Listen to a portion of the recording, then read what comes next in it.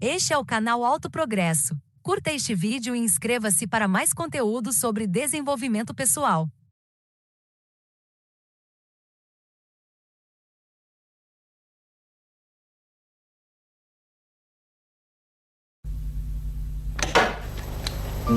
He hated it. Said he wanted this stuff. 100 years ago, a new theory about human nature was put forward by Sigmund Freud. He had discovered, he said, primitive sexual and aggressive forces hidden deep inside the minds of all human beings. Forces which, if not controlled, led individuals and societies to chaos and destruction. This series is about how those in power have used Freud's theories to try and control the dangerous crowd in an age of mass democracy. At the heart of the story is not just Sigmund Freud, but other members of the Freud family. When will call. This episode is about Freud's American nephew, Edward Bernays. Bernays is almost completely unknown today, but his influence on the 20th century was nearly as great as his uncle's. Because Bernays was the first person to take Freud's ideas about human beings and use them to manipulate the masses.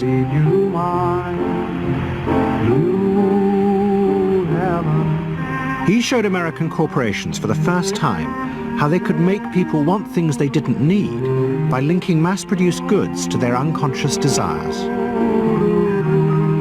Out of this would come a new political idea of how to control the masses. By satisfying people's inner selfish desires, one made them happy and thus docile. It was the start of the all-consuming self, which has come to dominate our world today.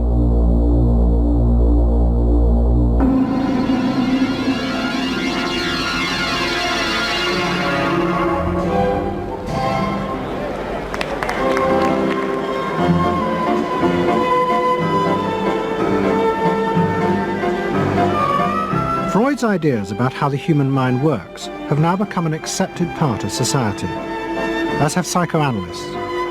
Every year, the psychotherapist's ball is held in a grand palace in Vienna. This is the psychotherapy ball. Psychotherapists come, some advanced patients come, or former patients come, and many other people, friends, but also people from the Viennese society who like to go to a nice, elegant, comfortable ball. But it was not always so. 100 years ago, Freud's ideas were hated by Viennese society. At that time, Vienna was the centre of a vast empire ruling Central Europe. And to the powerful nobility of the Habsburg court, Freud's ideas were not only embarrassing, but the very idea of examining and analysing one's inner feelings was a threat to their absolute control. You see, at that time, these people had the power. And of course, you just were not allowed to show your bloody feelings. I mean, you just couldn't. You know, I mean, you couldn't, if you were unhappy. Can you imagine, for instance, you sit somewhere in the country in a castle, you are deeply unhappy, you are a woman. And you couldn't go to your maid and cry on her shoulders, or you couldn't go into the village and complain, you know, about your feelings. I mean, you couldn't, it was like selling yourself to somebody. You just couldn't, you know? Because they had to respect you.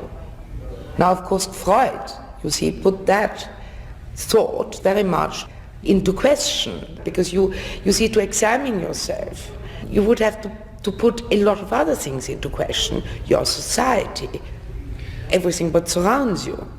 And that wasn't a good thing at that time. Why not? Because your self-created empire, to a certain extent, would have fallen into bits much earlier already. But what frightened the rulers of the empire even more was Freud's idea that hidden inside all human beings were dangerous instinctual drives. Freud had devised a method he called psychoanalysis. By analysing dreams and free association, he had unearthed, he said, powerful sexual and aggressive forces, which were the remnants of our animal past. feelings we repressed because they were too dangerous. Freud devised a method for exploring a hidden part of the mind, which we nowadays call the unconscious, which a part that is totally unknown to our consciousness, that there exists a barrier in all our minds which prevents these hidden and unwelcome impulses of the unconscious from emerging. Good night.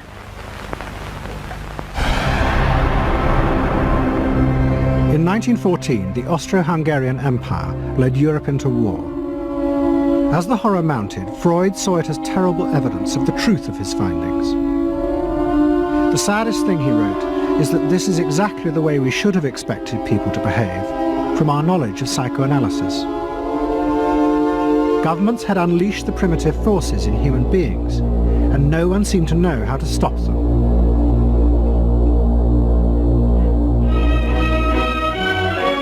At that time, Freud's young nephew, Edward Bernays, was working as a press agent in America. His main client was the world-famous opera singer Caruso, who was touring the United States.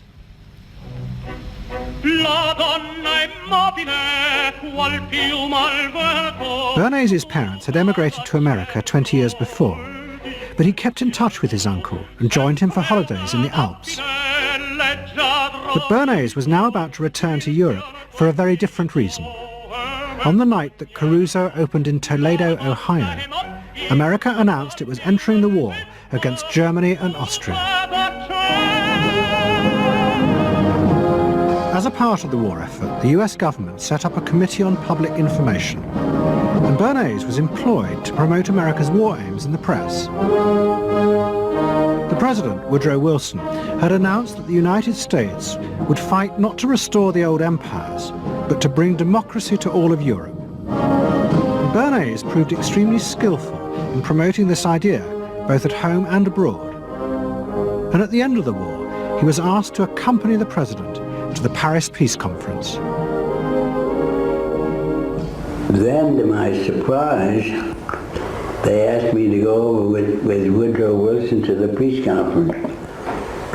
And at the age of 26, I was in Paris for the entire time of the peace conference that was held in the suburb of Paris, and we worked to make the world safe for democracy.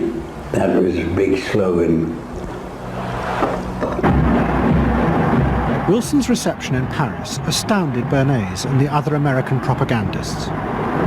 Their propaganda had portrayed Wilson as a liberator of the people, a man who would create a new world in which the individual would be free. They had made him a hero of the masses.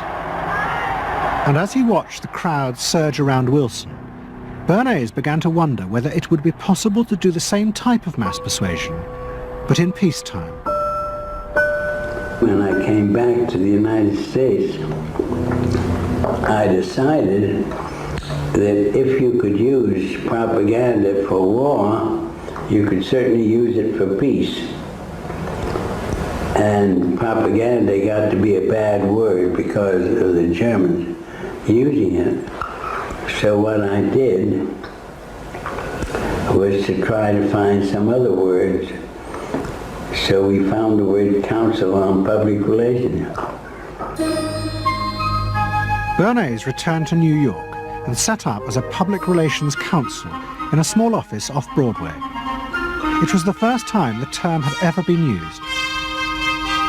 Since the end of the 19th century, America had become a mass industrial society, with millions clustered together in the cities. Bernays was determined to find a way to manage and alter the way these new crowds thought and felt. To do this, he turned to the writings of his uncle Sigmund. While in Paris, Bernays had sent his uncle a gift of some Havana cigars. In return, Freud had sent him a copy of his general introduction to psychoanalysis. Bernays read it, and the picture of hidden irrational forces inside human beings fascinated him. He wondered whether he might make money by manipulating the unconscious. What Eddie got from Freud was indeed this idea that there is a lot more going on in human decision-making, not only among individuals, but even more importantly among groups, than this idea that information drives behavior. And so Eddie began to formulate this idea that you had to look at things that would play to people's irrational emotions. And you see, that moved Eddie immediately into a different category from other people in his field and most government officials and managers of the day who thought if you just hit people with all this factual information, they would look at that and say, oh, of course. And Eddie knew that was not the way the world worked. Bernays set out to experiment with the minds of the popular classes. His most dramatic experiment was to persuade women to smoke. At that time, there was a taboo against women smoking, and one of his early clients, George Hill, the president of the American Tobacco Corporation, asked Bernays to find a way of breaking it. He said, we're losing half of our market because men have invoked a taboo against women smoking in public. Can you do anything about that? I said, let me think about it. And then I said, have I your permission to see a psychoanalyst to find out what cigarettes mean to women? He said, what'll it cost? So I called up Dr. Brill, A.A. Brill, who was the leading psychoanalyst in New York at that time. How come you didn't call your uncle? Why didn't you call your uncle? Because he was in Vienna. A.A. Brill was one of the first psychoanalysts in America. And for a large fee, he told Bernays that cigarettes were a symbol of the penis and of male sexual power. He told Bernays that if he could find a way to connect cigarettes with the idea of challenging male power, then women would smoke, because then they would have their own penises. Every year, New York held an Easter Day parade to which thousands came, and Bernays decided to stage an event there. He persuaded a group of rich debutantes to hide cigarettes under their clothes. Then they should join the parade, and at a given signal from him, they were to light up the cigarettes dramatically. Bernays then informed the press that he had heard that a group of suffragettes were preparing to protest by lighting up what they called torches of freedom. He knew this would be an outcry, and he knew that all of the photographers would be there to capture this moment. And so he was ready with a phrase which was torches of freedom. And so here you have a symbol, women, young women, debutantes, smoking a cigarette in public with a phrase that means anybody who believes in this kind of equality pretty much has to support them in the ensuing debate about this, because torches of freedom. I mean, what's on all American coins? It's liberty. She's holding up the torch. You see? And so all of this is there together. There's emotion, there's memory, there's a rational phrase, even though it's using a lot of emotional elements. It's a phrase that works in a rational sense. All of this is together.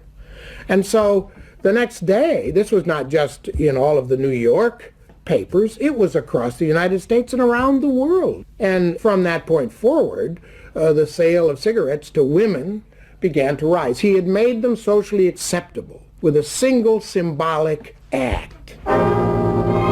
What Bernays had created was the idea that if a woman smoked, it made her more powerful and independent, an idea that still persists today.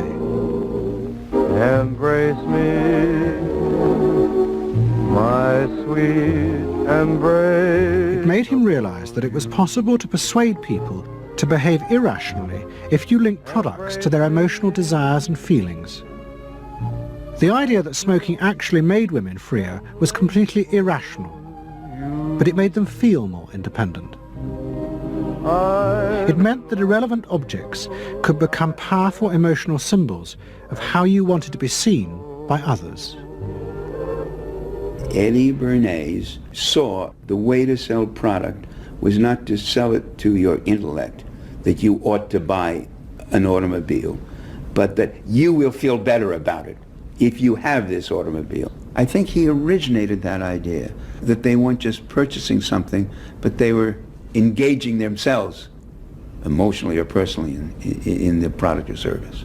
That it's not, you think you need a new piece of clothing, but you'll feel better with the piece of clothing. That was his contribution in a very real sense. We see it all over the place today, but I think he originated the idea of the emotional connect to a product or service.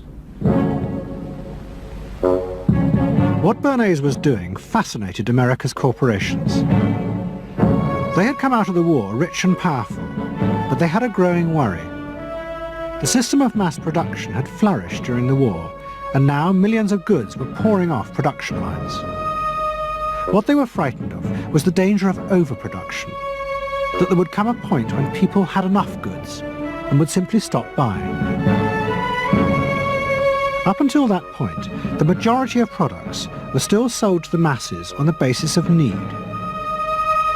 While the rich had long been used to luxury goods, for the millions of working-class Americans, most products were still advertised as necessities. Goods like shoes, stockings, even cars were promoted in functional terms for their durability. The aim of the advertisements was simply to show people the product's practical virtues, nothing more.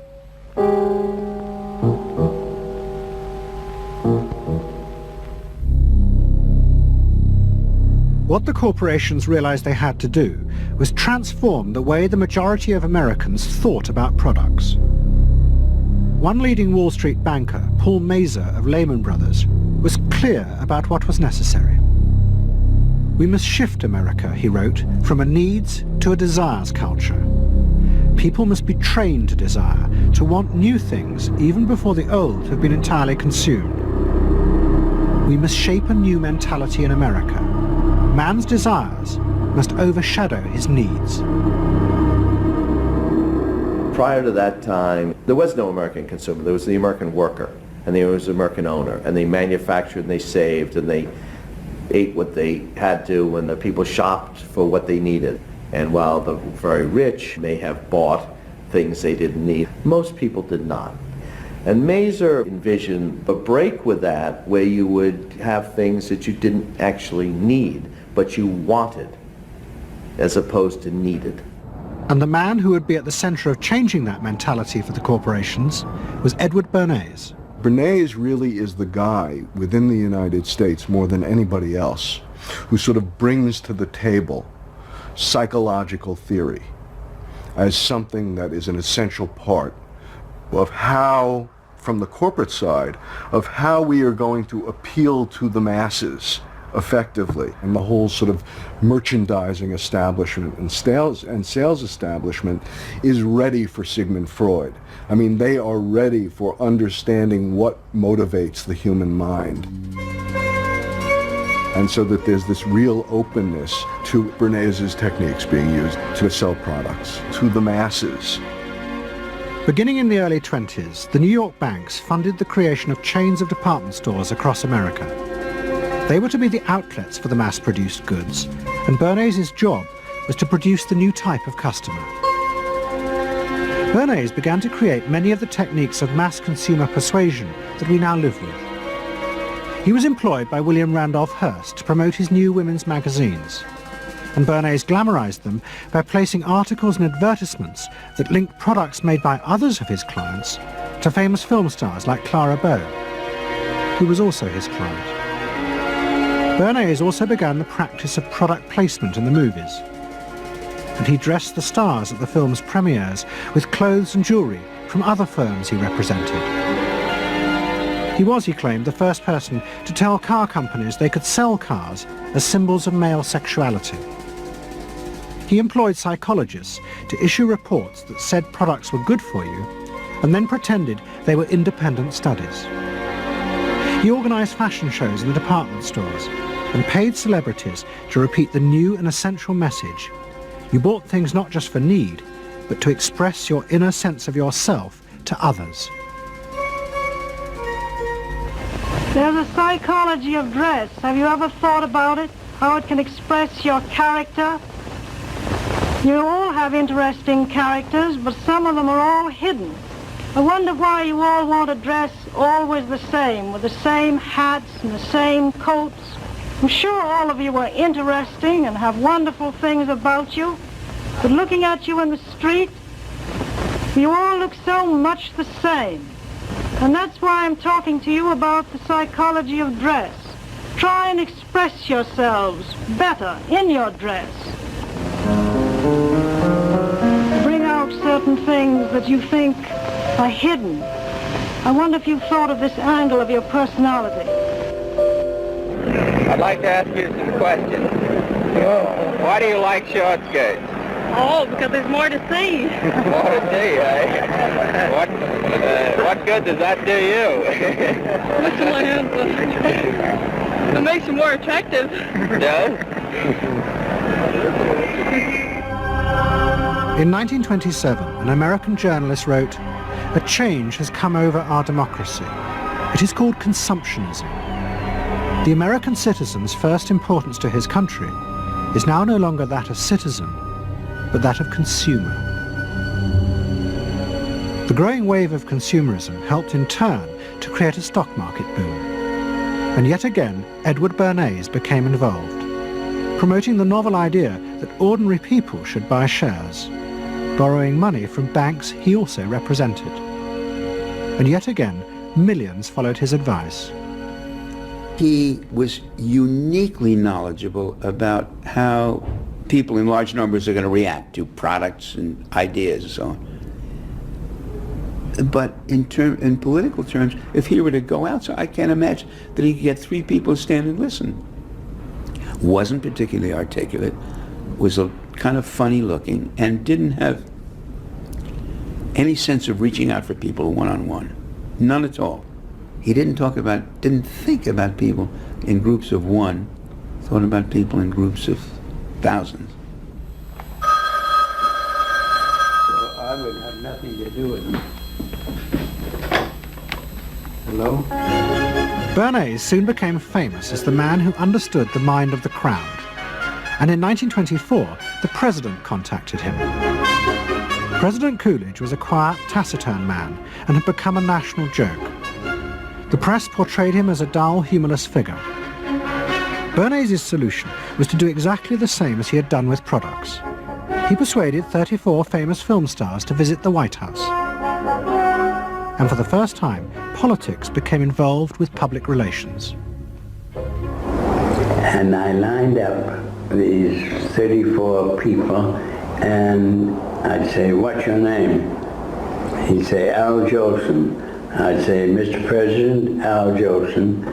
Next day, every newspaper in the United States had a front page story. President Coolidge entertains actors at White House. And the Times had a headline which said, "President nearly laughed." And everybody was happy. But while Bernays became rich and powerful in America, in Vienna his uncle was facing disaster. Like much of Europe, Vienna was suffering an economic crisis and massive inflation, which wiped out all of Freud's savings. Facing bankruptcy, he wrote to his nephew for help. Bernays responded by arranging for Freud's works to be published for the first time in America, and began to send his uncle precious dollars, which Freud kept secretly in a foreign bank account. He was Freud's agent, if you will, to get his books published. Well, of course, once the books were being published, Eddie couldn't help himself but to promote these books, see that everybody read them, make them controversial, emphasize the fact that, do you know what Freud says about sex and what he says cigarettes are a symbol of, and so on and so forth? How do you suppose all those stories got out? Certainly the academics weren't spreading these around the country. Eddie Bernays was. Then, when Freud became accepted, well then, of course, to go to a client and say, "Well, Uncle Siggy," see, then that had some cachet. But notice there, first Eddie created Uncle Siggy in the U.S., made him acceptable, secondly, and thirdly, then capitalized on Uncle Siggy. Typical Bernays performance. Bernays also suggested that Freud promote himself in the United States. he proposed his uncle write an article for Cosmopolitan, a magazine that Bernays represented, entitled A Woman's Mental Place in the Home. Freud was furious. Such an idea, he said, was unthinkable. It was vulgar, and anyway, he hated America. Freud was now becoming increasingly pessimistic about human beings. In the mid-20s, he retreated in the summers to the Alps, sometimes staying in an old hotel, the Pension Moritz in Berchtesgaden. It is now a ruin. Freud began to write about group behavior, about how easily the unconscious aggressive forces in human beings could be triggered when they were in crowds. Freud believed he had underestimated the aggressive instincts in human beings. They were far more dangerous than he had originally thought. After World War I, Freud was basically a pessimist. He felt that man is an impossible creature, a very, very sadistic and bad species, and did not believe that man can be improved. Man is a ferocious animal, the most ferocious animal that exists. They enjoy torturing and killing, and he didn't like man. The publication of Freud's works in America had an extraordinary effect on journalists and intellectuals in the 1920s. What fascinated and frightened them was the picture Freud painted of submerged, dangerous forces lurking just under the surface of modern society. Forces that could erupt easily to produce the frenzied mob which had the power to destroy even governments. It was this they believed had happened in Russia. To many, this meant that one of the guiding principles of mass democracy was wrong. The belief that human beings could be trusted to make decisions on a rational basis. The leading political writer, Walter Lippmann, argued that if human beings were in reality driven by unconscious, irrational forces, then it was necessary to rethink democracy.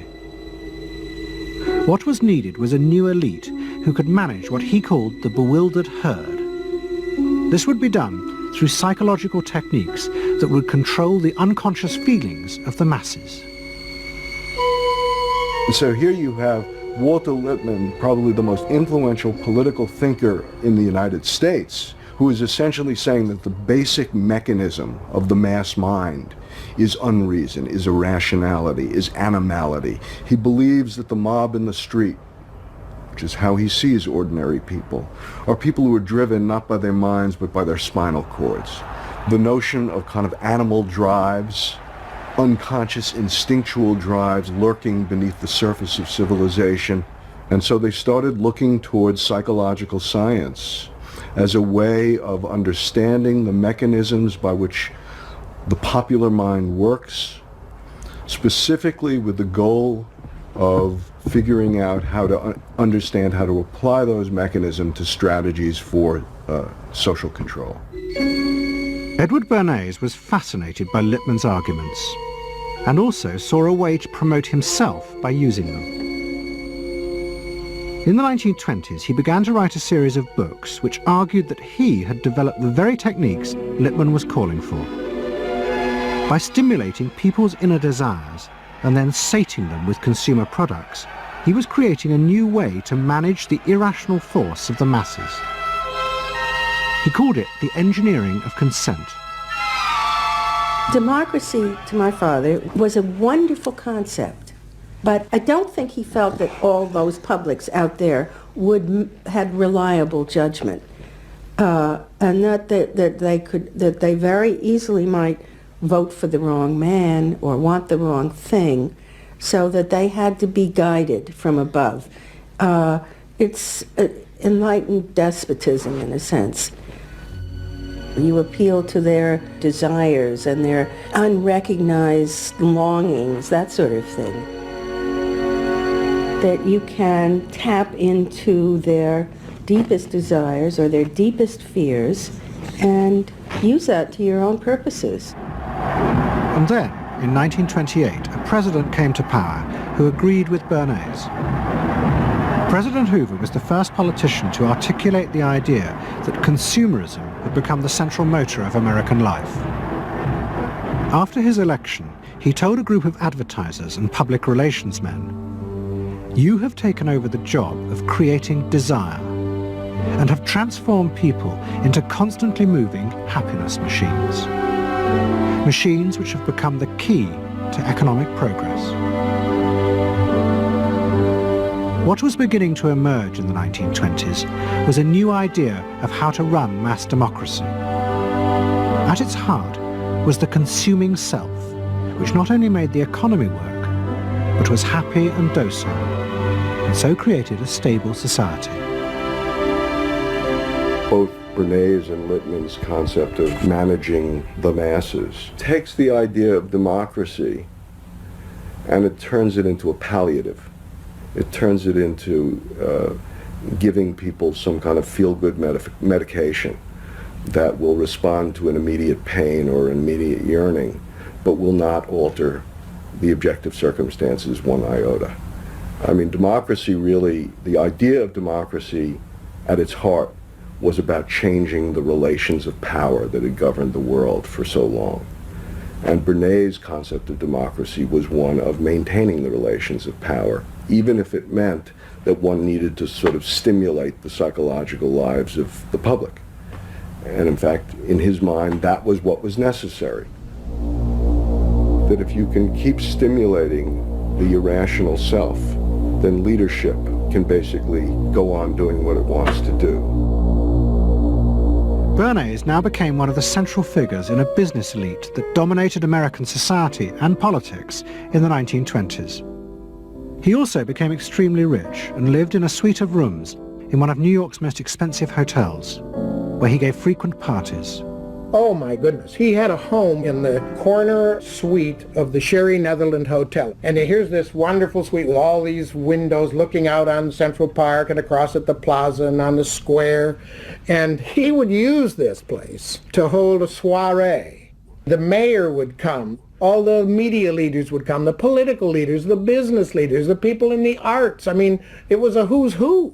People wanted to know Eddie Bernays because, you know, he himself became a sort of a famous man, a sort of a magician who could make these things happen. He knows everybody. He knows the mayor and he knows the senator and he calls politicians on the telephone as if he did get literally a high or a bang out of doing what he did. And that's fine, but it can be a little hard on the people around you, especially when you make other people feel stupid.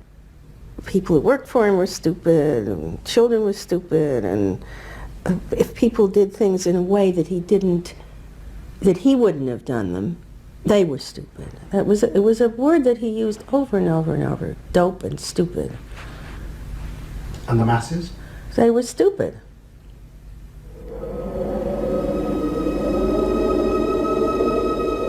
But Bernays' power was about to be destroyed dramatically, and by a type of human irrationality he could do nothing to control.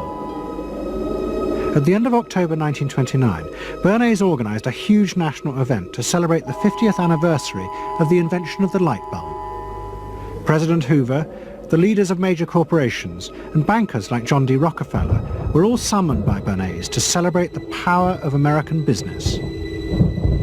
But even as they gathered, news came through that shares on the New York Stock Exchange were beginning to fall catastrophically. Throughout the 1920s, speculators had borrowed billions of dollars. The banks had promoted the idea that this was a new era where market crashes were a thing of the past. But they were wrong. What was about to happen was the biggest stock market crash in history. Investors had panicked and begun to sell in a blind, relentless fury that no reassurance by bankers or politicians could halt. And on the 29th of October 1929, the market collapsed.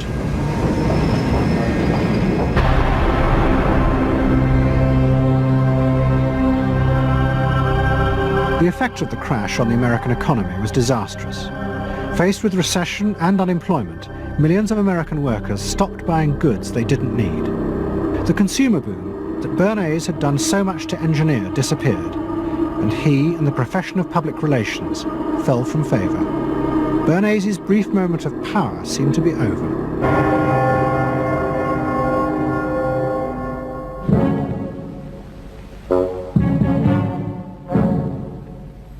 The effect of the Wall Street crash on Europe was also catastrophic. It intensified the growing economic and political crisis in the new democracies. In both Germany and Austria, there were violent street battles between the armed wings of different political parties. Against this backdrop, Freud, who was suffering from cancer of the jaw, retreated yet again to the Alps. He wrote a book called Civilization and Its Discontents. It was a powerful attack on the idea that civilization was an expression of human progress. Instead, Freud argued, civilization had actually been constructed to control the dangerous animal forces inside human beings. What was implicit in Freud's argument was that the ideal of individual freedom, which was at the heart of democracy, was impossible. Human beings could never be allowed to truly express themselves because it was too dangerous. They must always be controlled and would thus always be discontent.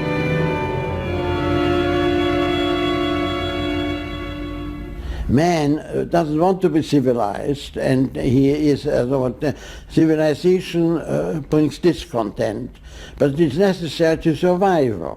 Otherwise he couldn't survive. So he must be discontent, because this would be the only way to keep him within limits. But what did Freud think about the idea of the equality of man? He didn't believe in it.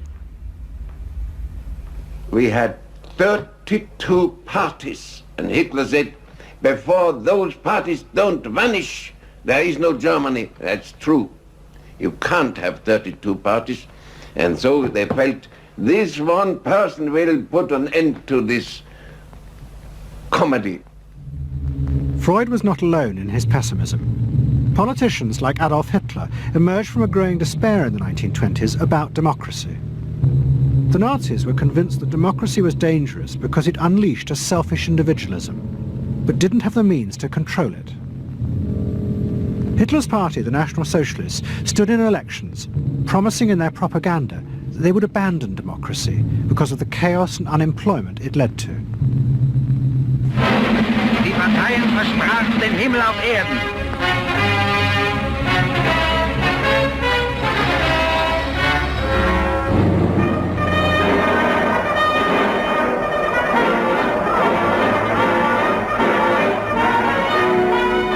In March 1933, the National Socialists were elected to power in Germany, and they set out to create a society that would control human beings in a different way.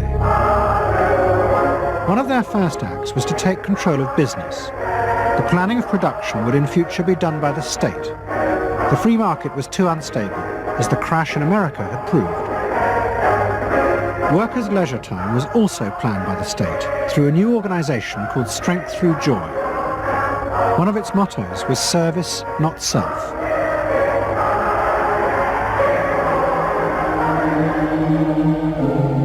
But the Nazis did not see this as a return to an old form of autocratic control. It was a new alternative to democracy, in which the feelings and the desires of the masses would still be central, but they would be channeled in such a way as to bind the nation together. The chief exponent of this was Joseph Goebbels, the Minister of Propaganda. Es mag gut sein, Macht zu besitzen, die auf Gewehren ruht. Besser aber und beglückender ist es, das Herz eines Volkes zu gewinnen und es auch zu behalten. Goebbels organised huge rallies whose function, he said, was to forge the mind of the nation into a unity of thinking, feeling and desire. One of his inspirations, he told an American journalist, was the writings of Freud's nephew, Edward Bernays. In his work on crowd psychology, Freud had described how the frightening irrationality inside human beings could emerge in such groups. The deep, what he called libidinal forces of desire are given up to the leader, while the aggressive instincts are unleashed on those outside the group. Freud wrote this as a warning, but the Nazis were deliberately encouraging these forces because they believed they could master and control them. Well, Freud was saying that masses are bound by libidinal forces. They love each other and delegate their ideas and their feelings to the chap on top. What are libidinal forces? What are libidinal forces? Well, forces of love. Not hate? No, hate is delegated to the others outside.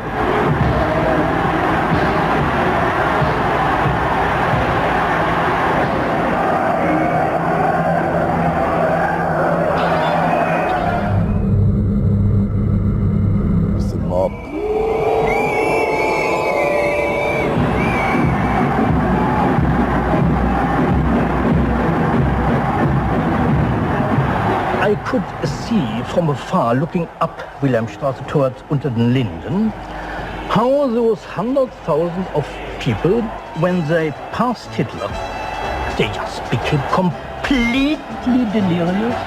They began to shout these cries I will never get out of my ears. Heil, Sieg, Heil, that is demented.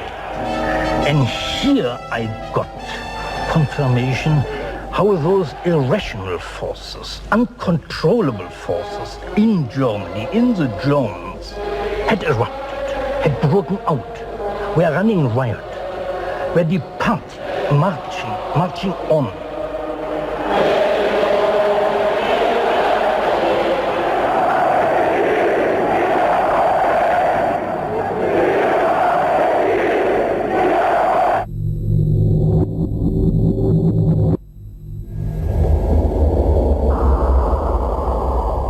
And in America too, democracy was under threat from the force of the angry mob.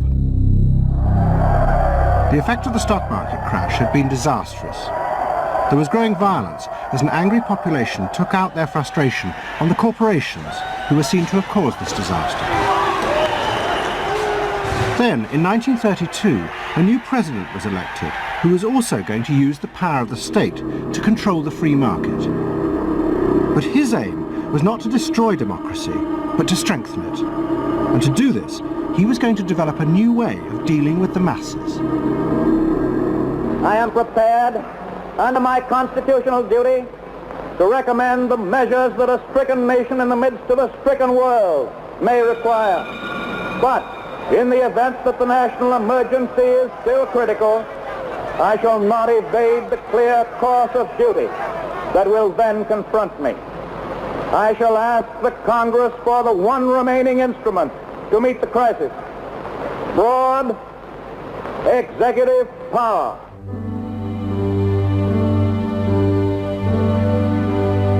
It was the start of what would become known as the New Deal. Roosevelt assembled a group of young technocrats and planners in Washington. He told them that their job was to plan and run giant new industrial projects for the good of the nation. Roosevelt was convinced that the stock market crash had shown that laissez-faire capitalism could no longer run modern industrial economies. It had become the job of government. Big business was horrified, but the New Deal attracted the admiration of the Nazis, especially Joseph Goebbels. Wir betrachten die wirtschaftliche Entwicklung in Amerika mit dem allergrößten positiven Interesse. Und wir sind dort der festen Überzeugung, dass Präsident Roosevelt und seine Berater auf dem richtigen Wege sind. Es handelt sich in der Tat um das größte wirtschaftliche und soziale Problem aller Zeiten. Die vielen Millionen Arbeitslosen, die ihre Plätze an den Maschinen und in den Kontoren verloren haben, wieder an ihre alten Arbeitsstellen zurückzuführen. Das kann nicht allein der privaten Initiative überlassen werden.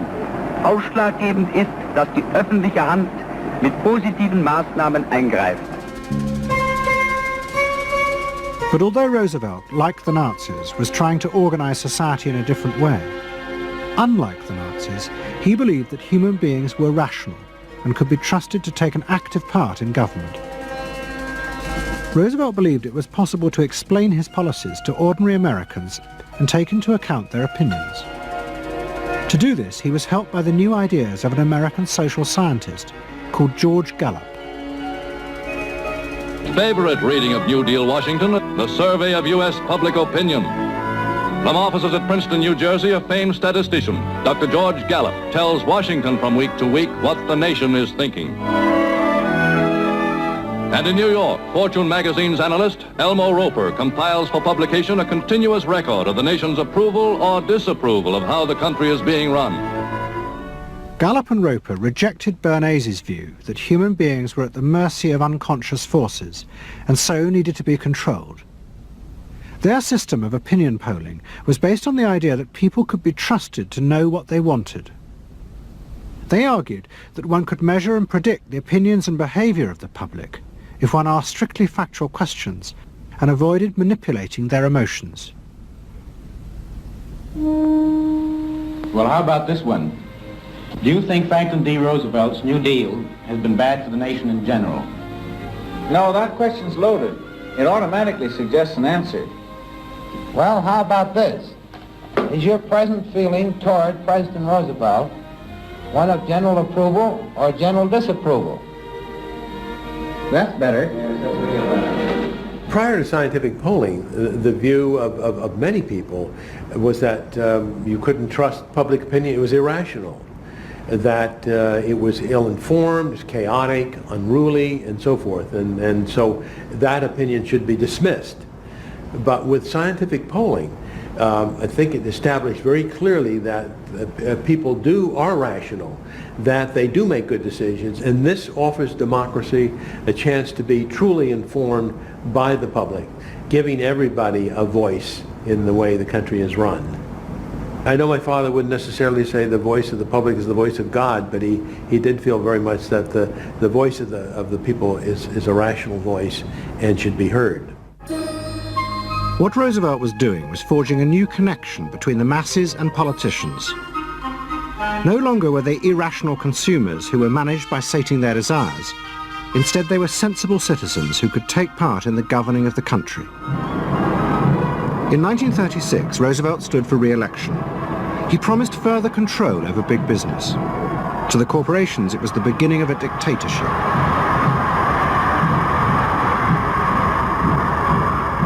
Roosevelt interferes with private enterprise and is running the country into debt for generations to come. The way to get recovery is to let business alone. But Roosevelt was triumphantly re-elected. It looks, my friends, like a real landslide this time. So please let me thank you again and tell you that I hope to see you all very soon and bid you an affectionate good night. Faced with this, business now decided to fight back, to regain power in America. At the heart of the battle would be Edward Bernays and the profession he had invented, public relations. Following that election, business people start to get together and start to carry on discussions, primarily in private, and they start talking to each other about the need to sort of carry on ideological warfare against the New Deal and to sort of reassert the sort of connectedness between the idea of democracy on the one hand and the idea of privately owned business on the other. And so, under the umbrella of an organization which still exists, which is called the National Association of Manufacturers, and whose membership included all of the major corporations of the United States, a campaign is launched explicitly designed to create emotional attachments between the public and big business. It's Bernays' techniques being used on a grand scale. I mean, totally.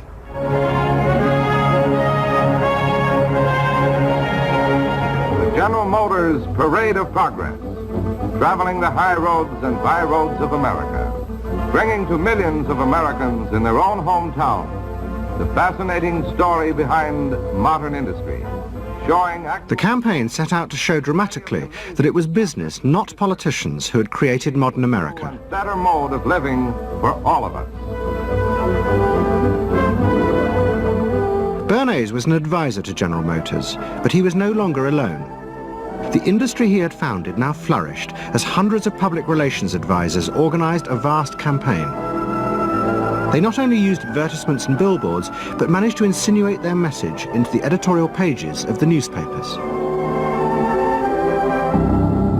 It became a bitter fight.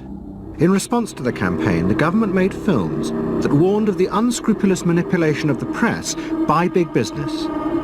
And the central villain was the new figure of the public relations man. They tried to achieve their ends by working entirely behind the scenes, corrupting and deceiving the public. The aims of such groups may be either good or bad, so far as the public interest is concerned, but their methods are a grave danger to democratic institutions. The films also showed how the responsible citizen could monitor the press themselves. They could create a chart that analyzed the reporting for signs of hidden bias. But such earnest instruction was to be no match for the powerful imagination of Edward Bernays. He was about to help create a vision of the utopia that free market capitalism would build in America if it was unleashed.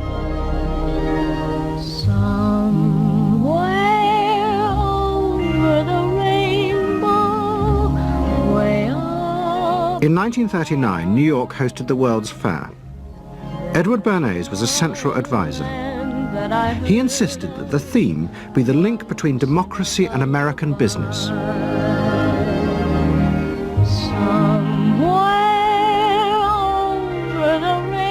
At the heart of the fair was a giant white dome that Bernays named Democracity. And the central exhibit was a vast working model of America's future, constructed by the General Motors Corporation. To my father, the World's Fair was an opportunity to keep the status quo, that is, capitalism in a democracy, democracy and capitalism, that marriage, right, linking, just like that. He did that by manipulating people and getting them to think that you couldn't have real democracy in anything but a capitalist society, which was capable of doing anything, of creating these wonderful highways, of making, moving pictures inside everybody's house, of telephones that didn't need cords, of sleek roadsters. I mean, it was consumerist, but at the same time, you inferred that in a funny way, democracy and capitalism went together. The World's Fair was an extraordinary success and captured America's imagination. The vision it portrayed was of a new form of democracy, in which business responded to people's innermost desires in a way politicians could never do. But it was a form of democracy that depended on treating people not as active citizens as Roosevelt did, but as passive consumers. Because this, Bernays believed, was the key to control in a mass democracy. It's not that the people are in charge, but that the people's desires are in charge. The people are not in charge. The people exercise no decision-making power within this environment. So democracy is reduced from something which assumes an active citizenry to the idea of the public as passive consumers. Driven primarily by instinctual or unconscious desires, and that if you can in fact trigger those needs and desires, you can get what you want from them. But this struggle between the two views of human beings as to whether they were rational or irrational was about to be dramatically affected by events in Europe.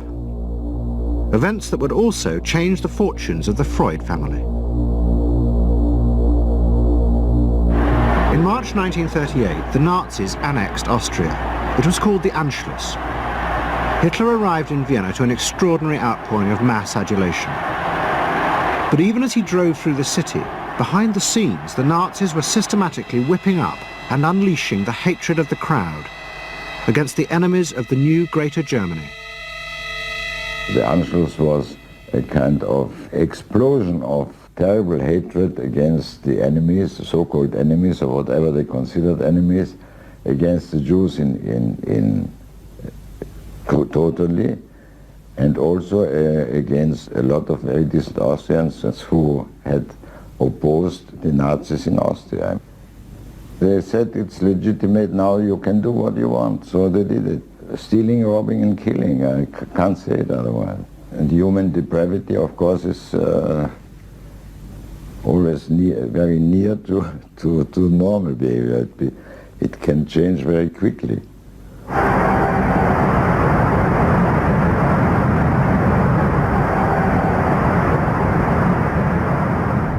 As the violence and assassinations raged in Vienna, Freud decided he had to leave. His aim was to go to Britain, but he knew that Britain, like many countries, was refusing entry to most Jewish refugees.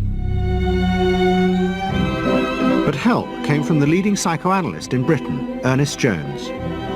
He was in the same ice skating club as the Home Secretary, Sir Samuel Hoare, and Jones persuaded Hoare to issue Freud a British work permit.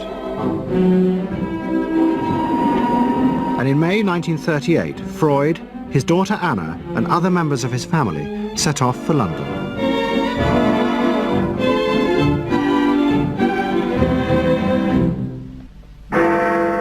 Freud arrived in London as Britain was preparing for war, and he settled with his daughter Anna in a house in Hampstead.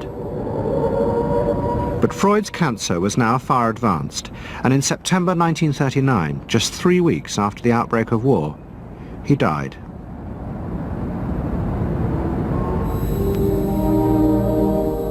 The Second World War would utterly transform the way governments saw democracy and the people they governed. Next week's programme will show how the American government, as a result of the war, became convinced there were savage, dangerous forces hidden inside all human beings, forces that needed to be controlled. The terrible evidence from the death camps seemed to show what happened when these forces were unleashed. And politicians and planners in post-war America would come to believe that hidden under the surface of their own population were the same dangerous forces. And they would turn to the Freud family to help control this enemy within.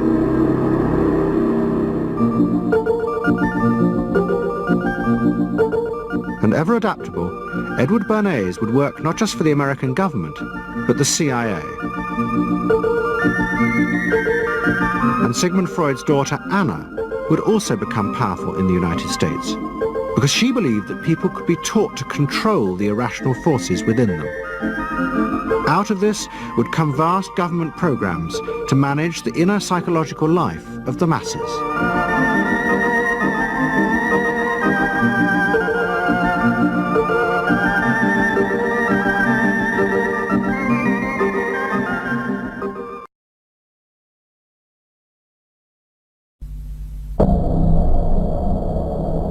Let's say a word about dreams.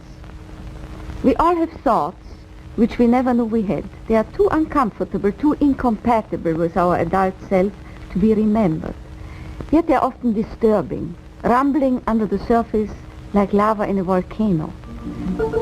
The dream is the royal road to these thoughts, the royal road to the unconscious.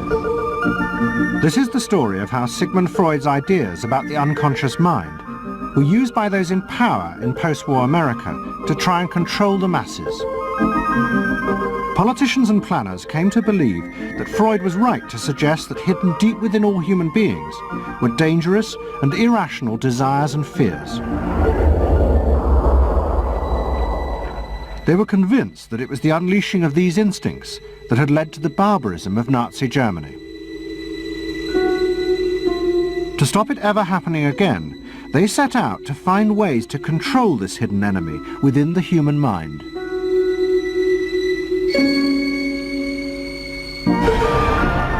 At the heart of the story are Sigmund Freud's daughter Anna and his nephew Edward Bernays, who had invented the profession of public relations.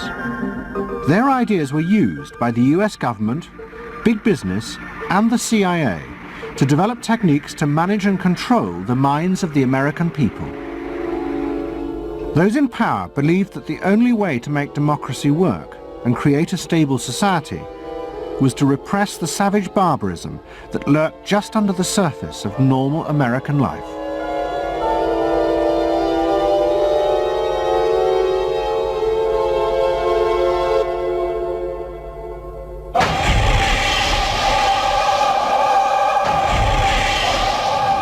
The story begins in the middle of the fierce fighting of the Second World War.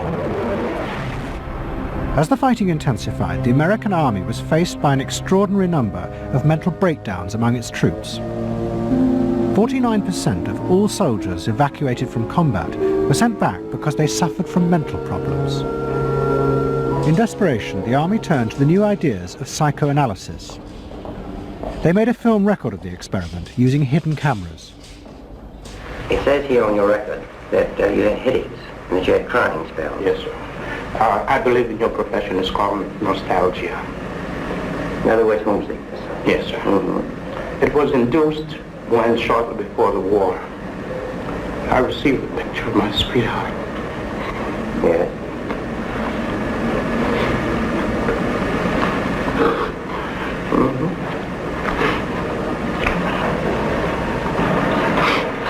I'm sorry, I can't continue. That's all right. It was the first time that anyone had paid such attention to the feelings and anxieties of ordinary people. At the heart of the experiment were a number of refugee psychoanalysts from Central Europe. They worked with American psychiatrists to guide and shape the project. When I first came to America, I worked in the psychiatric service with soldiers trying to rehabilitate them. And I traveled in the train from the East Coast to the West Coast. I was enormously curious what goes on in all of those little towns that the train is passing. After my years in the army, I knew exactly what everybody was doing in the little towns, because I saw so many people who came from there, and I understood their aspirations, their disappointments, and so forth. So it was as if somebody invited me to a privileged tour into the inner soul of America. I'm not doing this deliberately, so please believe me. I do believe you. A display of emotion is sometimes very helpful. I hope so, sir. Sure, it gets it off your chest. Well, sir, to be perfectly honest with you, I'm very much in love with my sweetheart. She has been the one person that gave me a sense of importance, and that through her cooperation with me, we were able to surmount so many obstacles. Take it easy now, just talk to... The psychoanalysts used techniques developed by Freud to take the men back into their past. They became convinced that the breakdowns were not the direct result of fighting. The stress of combat had merely triggered old childhood memories. These were memories of the men's own violent feelings and desires, which they had repressed because they were too frightening. Think deeply. Let's go back. When was it To the psychoanalysts, it was overwhelming proof of Freud's theory that underneath human beings were driven by primitive, irrational forces. You want that? World War II was a major shattering experience because I discovered the enormous role of the irrational in the lives of most people. Yeah, that I can say, that I learned that the ratio between the irrational and the rational in America is very much in favor of the irrational. That there is much greater unhappiness, much more suffering, much more. A sadder country than one would imagine it from the advertisements that you get. A much more problematic country. victory in the Second World War was celebrated as a triumph of democracy. But in private, many policymakers were worried about the implications of the analysis of the soldiers. It seemed to show that underneath every American were irrational, violent drives. What had happened in Germany seemed to bear this out. The complicity of so many ordinary Germans in mass killings during the war showed just how easily these forces could break through and overwhelm democracy.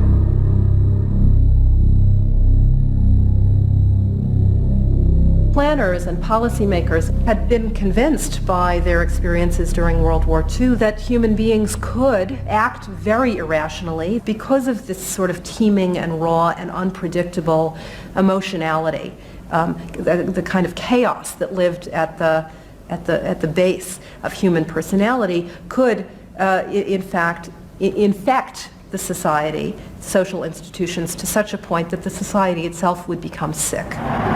That's what they believe happened in Germany, in which the irrational, the anti-democratic went wild.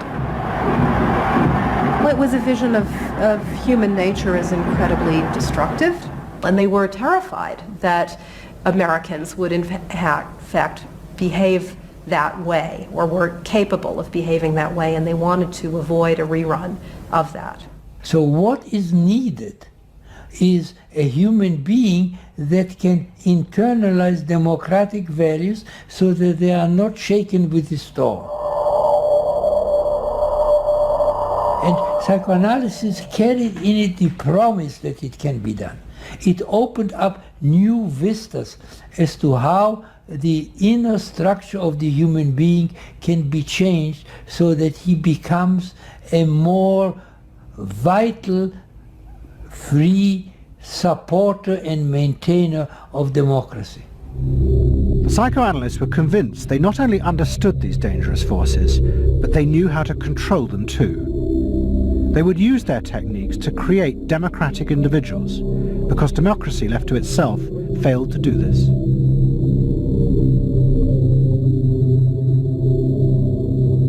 The source of this idea was not only Sigmund Freud, but his youngest daughter, Anna.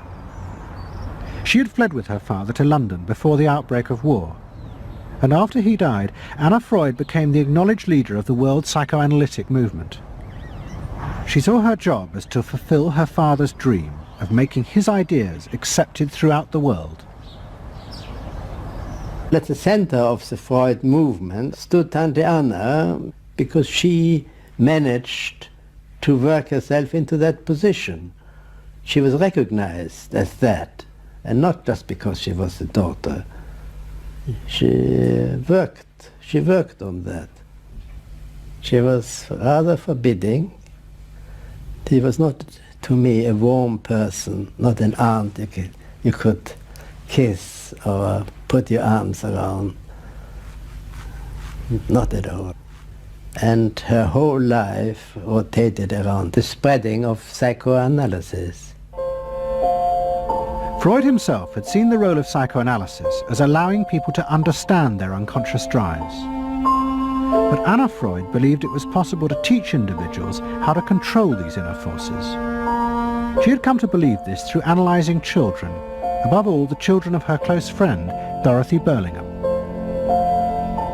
Dorothy Burlingham was an American millionairess who in the 1920s fled a failed marriage and brought her children to Anna Freud in Vienna. They were suffering terrible anxieties and aggression, but Anna Freud was convinced she could free them from this by changing the world around them. She thought that she could come in and into their environment, essentially, because they were children, you see. They didn't have independent lives of their own. She could go talk to the parents or the mother.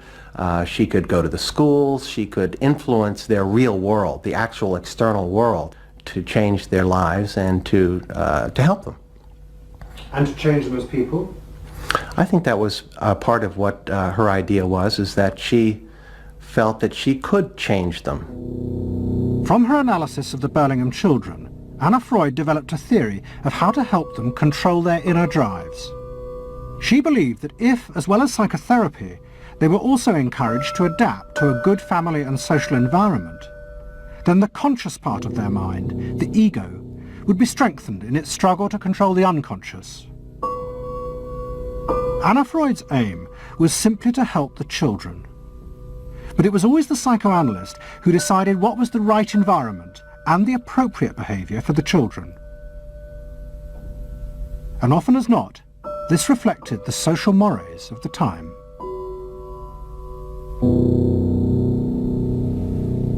In my father's case, they were concerned that he would be a homosexual. And so a lot of their efforts went into preventing or trying to stop my father from becoming a homosexual. Whether or not he would have or did, or, it's unknown to me. Why did they want to stop him? Because they felt it was abnormal. It wasn't a normal way to develop. They wanted to have him develop along lines that society recognized to be normal, because if they didn't, then you're going to be under the control of forces that you don't understand, that you're not even aware of. The analysis seemed to be a great success, and in the 30s the Burlingham children had returned to America. They settled down to happy married lives in the suburbs. What they didn't realize was that their experience was about to become a template for a giant social experiment to control the inner mental life of the American population.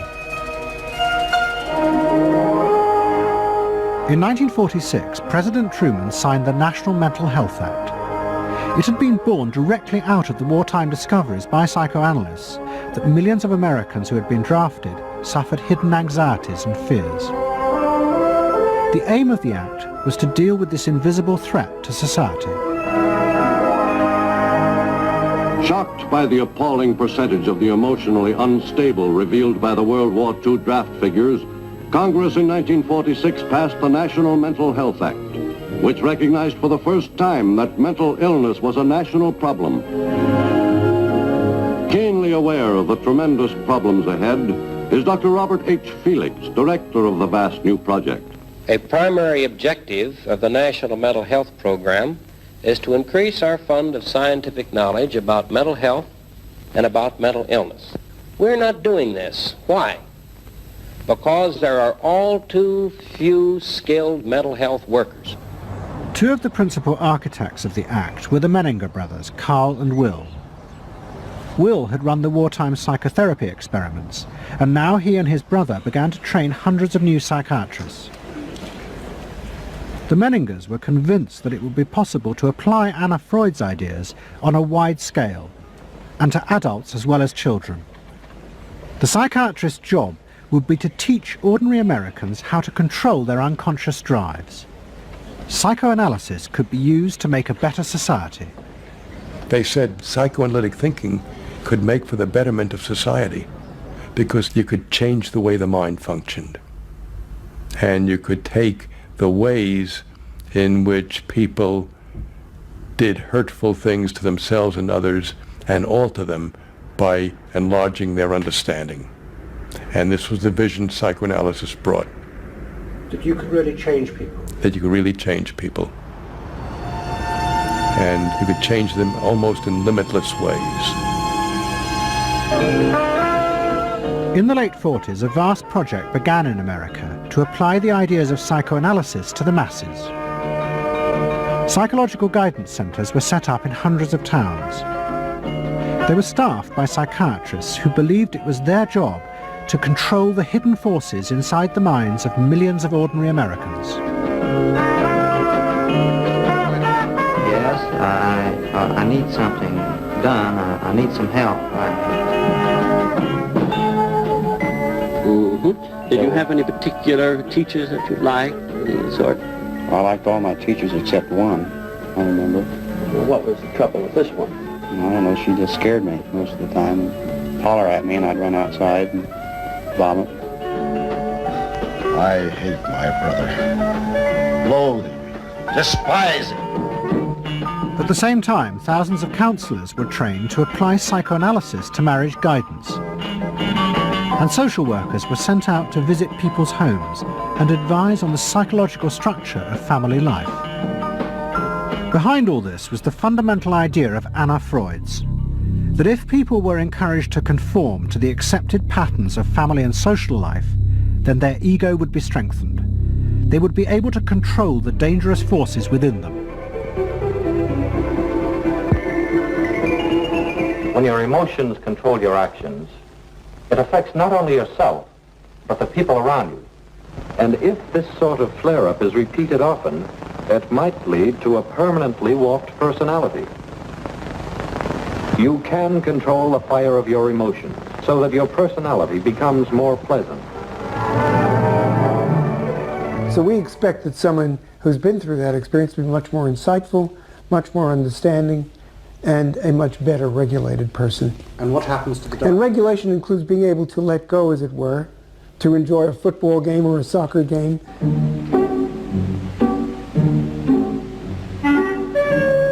A more understanding, yes, rational, but also appropriately emotional person. The regulatory aspects of the human mind would really be in charge. Instead of being overwhelmed by our passions and by our darker impulses. That one would be master or mistress of one's own passions. They just felt that the road to happiness was in adapting to the external world in which they lived. That people could be uncrippled from their own neurotic conflicts and impulses, that they would not engage in self-destructive behavior, that they would in fact adapt to the reality about them. They never questioned the reality. They never questioned that it might itself be a source of evil or something to which you could not adapt without compromise or without suffering or without exploiting yourself in some way. So there was this fit with the politics of the day. And a balance of emotions is important to a well-rounded personality. But it was only the beginning of the rise to power of psychoanalysis in America. Psychoanalysts were about to move into big business and use their techniques not just to create model citizens, but model consumers. Last week's episode showed how Freud's American nephew, Edward Bernays, had been the first to convince American corporations that they could sell products by connecting them with people's unconscious feelings. But now, a group of psychoanalysts were going to take what Bernays had begun and invent a whole range of techniques to get inside and manage the unconscious mind of the consumer. They were led by Ernest Dichter. Dichter had practiced next door to Freud in Vienna, but he had come to America and set up the Institute for Motivational Research in an old mansion north of New York. This is the Institute for Motivational Research, a place devoted to the intriguing business of finding out why people behave as they do, why they buy as they do, why they respond to advertising as they do. And this is Dr. Ernest Dichter. We don't go out and ask directly, why do you buy, why don't you? What we try to do instead is to understand the total personality, the self-image of the customer. We use all the resources of modern social sciences. It opens up some stimulating psychological techniques for selling any new product. Like the other psychoanalysts, Dichter believed that American citizens were fundamentally irrational beings. They could not be trusted. Their real reasons for buying products were rooted in unconscious desires and feelings. And Dichter wanted to find ways to uncover what he called the secret self of the American consumer. He was trying to get out of people's mind the unconscious motivations that they had for purchasing. These could be sexual, they could be psychological, they could be sociological, they could be a demand for status, a demand for recognition. There were things that people couldn't verbalize or wouldn't verbalize because they were too secret to them. They were too much a part of their nature, and they would be embarrassed. They would be embarrassed if they came out and said things like this. He would interview people, but not ask them direct questions, but let them talk freely like you do in psychoanalysis. And that was his background. And so he said, why can't we have a group therapy session about products? All right? And so Dichter built this room up above his garage, and he said we can have psychoanalysis of products. They can actually act out and verbalize their wants and needs. What we're going to do is try a couple of these salad dressings. So let's see what happens. Here is our typical housewife. She doesn't follow the instructions. And they could be observed and watched, and other people could comment, and they could talk about it, and everybody could join in. He was the first to do this. This was absolutely the first thing that was ever done. And he had a movie projector up there where you could show advertisements and things like that, and people could react to them. And he invented the whole technique for mining the unconscious about the hidden psychological wants that people had about products. This became the focus group. It worked! Dichter's breakthrough came with a focus group study he did for Betty Crocker Foods. Like many food manufacturers in the early 50s, they had invented a new range of instant convenience foods. But although consumers had told market researchers they would welcome the idea, in fact they were refusing to buy them. The worst problem was the Betty Crocker cake mix. Dichter did a series of focus groups where housewives free associated about the cake mix. He concluded that they felt unconscious guilt at the new image being promoted of ease and convenience. In other words, he understood that the barrier to the consumption of the product was the housewife's feeling of guilt about using it. They basically, on one hand, wanted to make it easy for themselves, but they felt guilty about it. So what you've got to do in those circumstances is remove the barrier being guilt. The way you do that is to give the housewife a greater sense of participation. And how do you do that? By adding an egg. Simple as that. As simple as that. Dichter told Betty Crocker to put an instruction on the packet that the housewife should add an egg. It would be an unconscious symbol, he said, of the housewife mixing in her own eggs as a gift to her husband, and so would lessen the guilt. Betty Crocker did it, and the sales soared. My cake is ready. The consumer may have basic needs that the consumer himself or herself doesn't fully understand. You have to know what those needs are in order to fully exploit the consumer. Is it wrong to give people what they want by taking away their defenses, helping remove their defenses? It seems so much longer than last year. It is. Nearly 4 inches longer in some models. Oh! Dichter's success led to a rush by corporations and advertising agencies to employ psychoanalysts. They became known as the Depth Boys, and they promised to show companies how to make millions by connecting their products with people's hidden desires. Dichter himself became a millionaire, famous for inventing slogans like "a tiger in your tank." Even the marketing of the Barbie doll came from a children's focus group. And so it goes. But Dichter was convinced that this was far more than just selling. Like Anna Freud, he believed that the environment could be used to strengthen the human personality. And products had the power both to sate inner desires and give people a feeling of common identity with those around them. It was a strategy for creating a stable society. Dichter called it the strategy of desire.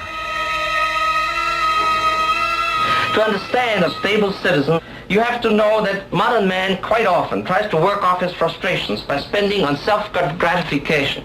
Modern man is eternally ready to fill out his self-image by purchasing products which complement it. If you identify yourself with a product, it can have a therapeutic value. It improves your self-image and you become a more secure person and you have suddenly this confidence of going out in the world and doing what you want successfully. Bernard believed that that would then improve the whole of our society and become the best society on this planet.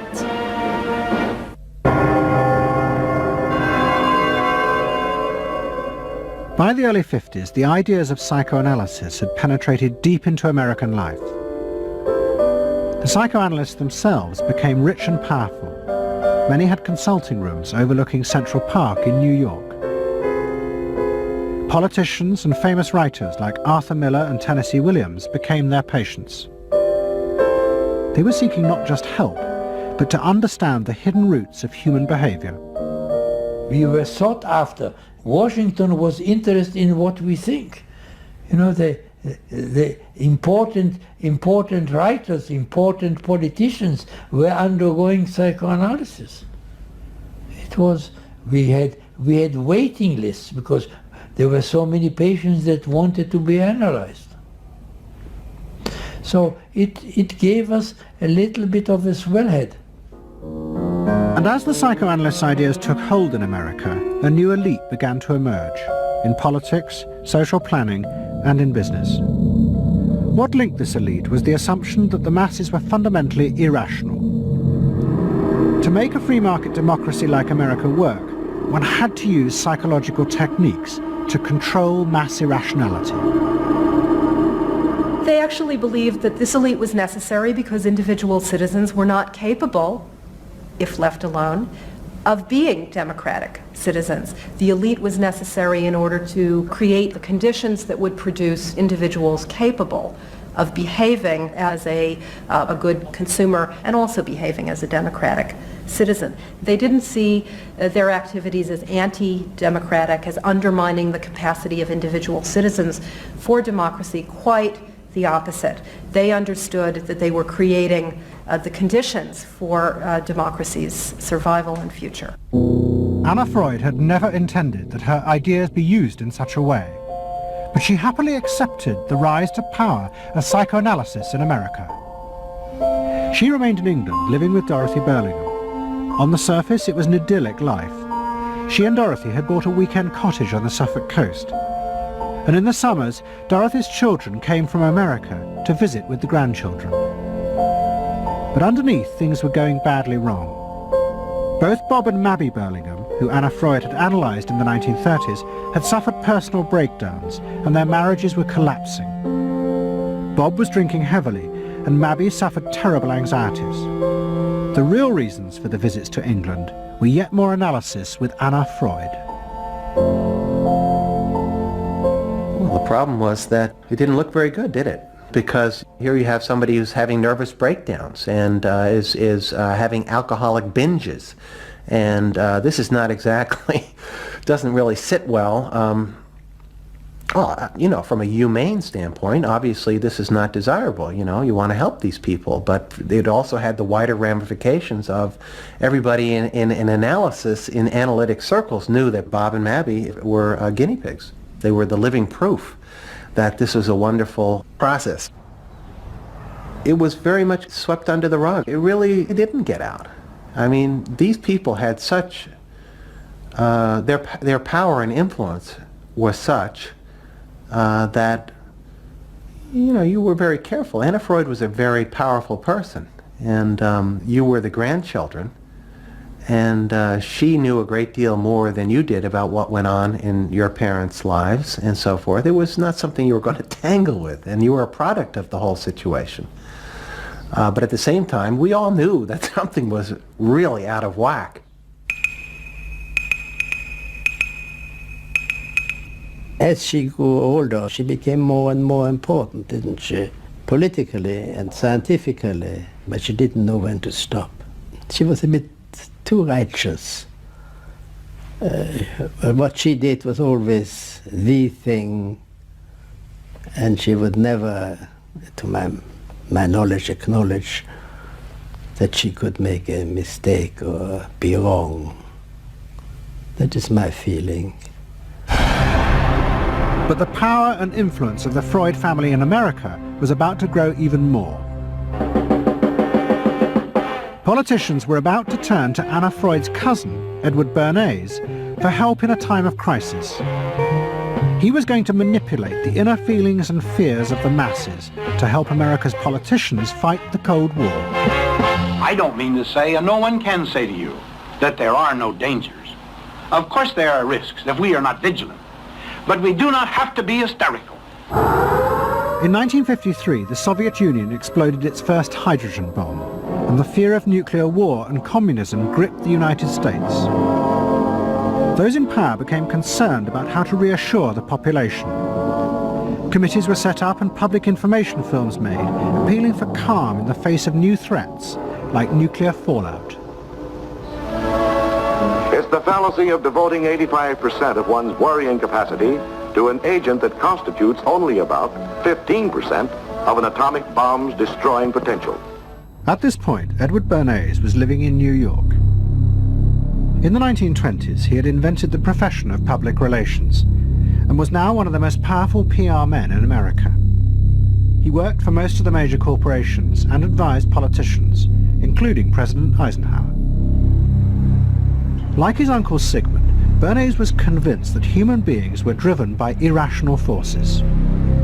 The only way to deal with the public was to connect with their unconscious desires and fears.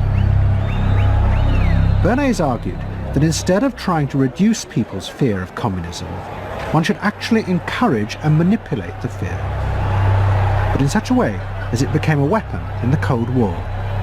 Rational argument was fruitless. What my father understood about groups is that they are manipulable, they're malleable, and that you can tap into their deepest desires or their deepest fears and use that to your own purposes. I don't think he felt that all those publics out there had reliable judgment, that they very easily might vote for the wrong man or want the wrong thing, so that they had to be guided from above. One of Bernays' main clients was the giant United Fruit Company. They owned vast banana plantations in Guatemala in Central America. For decades, United Fruit had controlled the country through pliable dictators. It was known as a banana republic. But in 1950, a young officer, Colonel Arbenz, was elected president. He promised to remove United Fruit's control over the country. And in 1953, he announced the government would take over much of their land. It was a massively popular move, but a disaster for United Fruit, and they turned to Bernays to help get rid of Arbenz. United Fruit brings in Bernays, and he basically understood that what United Fruit Company had to do was change this from being a popularly elected government that was doing some things that were good for the people there into this being very close to the American shore, a threat to American democracy, that it being at a time in the Cold War when Americans responded to issues of the Red Scare and what communism might do.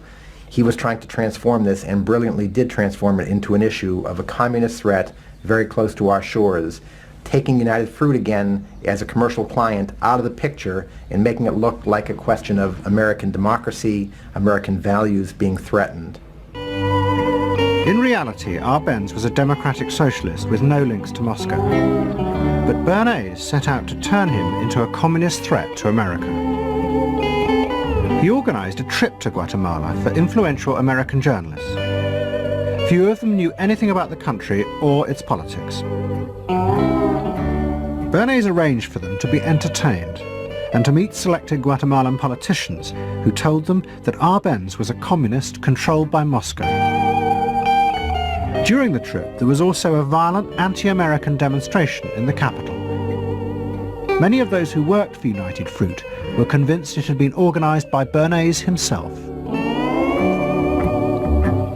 He also created a fake independent news agency in America called the Middle American Information Bureau. It bombarded the American media with press releases saying that Moscow was planning to use Guatemala as a beachhead to attack America. All of this had the desired effect. In Guatemala, the Jacob Arbenz regime became increasingly communistic after its inauguration in 1951. Communists in the Congress and high governmental positions controlled major committees, labor and farm groups, and propaganda facilities. They agitated and led in demonstrations against neighboring countries and the United States.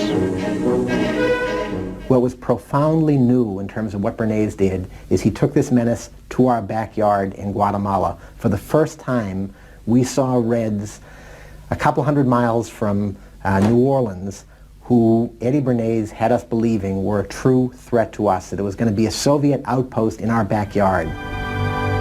But what Bernays was doing was not just trying to blacken the Arbenz regime. He was part of a secret plot. President Eisenhower had agreed that America should topple the Arbenz government, but secretly. The CIA were instructed to organize a coup. Working with the United Fruit Company, the CIA trained and armed a rebel army and found a new leader for the country called Colonel Armas. The CIA agent in charge was Howard Hunt, later one of the Watergate burglars. What we wanted to do was have a terror campaign to terrify Arbenz particularly, terrify his troops, much as the German Stuka bombers terrified the population of Holland, Belgium, and Poland at the onset of World War II, and just rendered everybody paralyzed. As planes flown by CIA pilots dropped bombs on Guatemala City, Edward Bernays carried on his propaganda campaign in the American press. He was preparing the American population to see this as the liberation of Guatemala by freedom fighters for democracy. He totally understood that the coup would happen when the public and the press, when conditions in the public and the press allowed for a coup to happen, and he created those conditions. He was totally savvy in terms of just what he was helping create there in terms of this overthrow. But ultimately he was reshaping reality, reshaping public opinion in a way that's undemocratic and manipulative. On June the 27th, 1954, Colonel Arbenz fled the country, and Armas arrived as the new leader. Within months, Vice President Nixon visited Guatemala. In an event staged by United Fruit's PR department, he was shown piles of Marxist literature that had been found, it was said, in the presidential palace. This is the first time in the history of the world that the communist government has been overthrown by the people. And for that we congratulate you and the people of Guatemala for the support they have given. And we are sure that under your leadership, supported by the people whom I have met by the hundreds on my visit to Guatemala, that Guatemala is going to enter a new era in which there will be prosperity for the people together with liberty for the people. Thank you very much for allowing us to see this exhibit of communism in Guatemala. You're welcome. And for dinner, see what Mother has for dessert. Banana gingerbread shortcake. Just another of the many tempting ways in which this nutritious fruit can be prepared. So now that you've seen where bananas come from before they reach your table, our journey to Banana Land is ended. We hope you enjoyed the trip. We know you like bananas. Bernays had manipulated the American people, but he had done so because he, like many others at the time, believed that the interests of business and the interests of America were indivisible, especially when faced with the threat of communism. But Bernays was convinced that to explain this rationally to the American people was impossible, because they were not rational. Instead, one had to touch on their inner fears and manipulate them in the interests of a higher truth. He called it the engineering of consent. He was doing it for the American way of life, and to which he was devoted, sincerely devoted, and yet he felt the people were really pretty stupid. And that's the paradox. If you don't leave it up to the people themselves, but force them to choose what you want them to choose, however subtly, then it's not democracy anymore. It's something else. It's being told what to do. It's that old authoritarian thing. But the idea that it was necessary to manipulate the inner feelings of the American population in the interests of fighting the Cold War now began to take root in Washington. Above all, in the CIA, who were going to take it much further. They were concerned that the Soviets were experimenting with psychological methods to actually alter the memories and feelings of people, the aim being to produce more controllable citizens. It was known as brainwashing. Psychologists in the CIA were convinced that this really might be possible, and that they should try to do it themselves. The image of the human being that was being built up at that particular time was that there was a great deal of vulnerability in every human being, and that that vulnerability could be manipulated to program somebody to be something that I wanted them to be, and they didn't want to be. That you could manipulate people in such a way that they could be automatons, if you will, for whatever your own purposes were. This was the image that people thought was possible. In the late 50s, the CIA poured millions of dollars into the psychology departments of universities across America. They were secretly funding experiments on how to alter and control the inner drives of human beings. The most notorious of these experiments was run by the head of the American Psychiatric Association, Dr. Ewan Cameron. Like many psychiatrists at that time, Cameron was convinced that inside human beings were dangerous forces which threatened society. But he believed that it was possible not just to control these forces, but actually remove them. He thought that psychiatry should not just concentrate on sick people, mentally ill, but should actually go into government, that politicians should listen to psychiatrists. Psychiatrists should be in every parliament and should direct and monitor political activities, because they knew in a rational, scientific way what was good for people.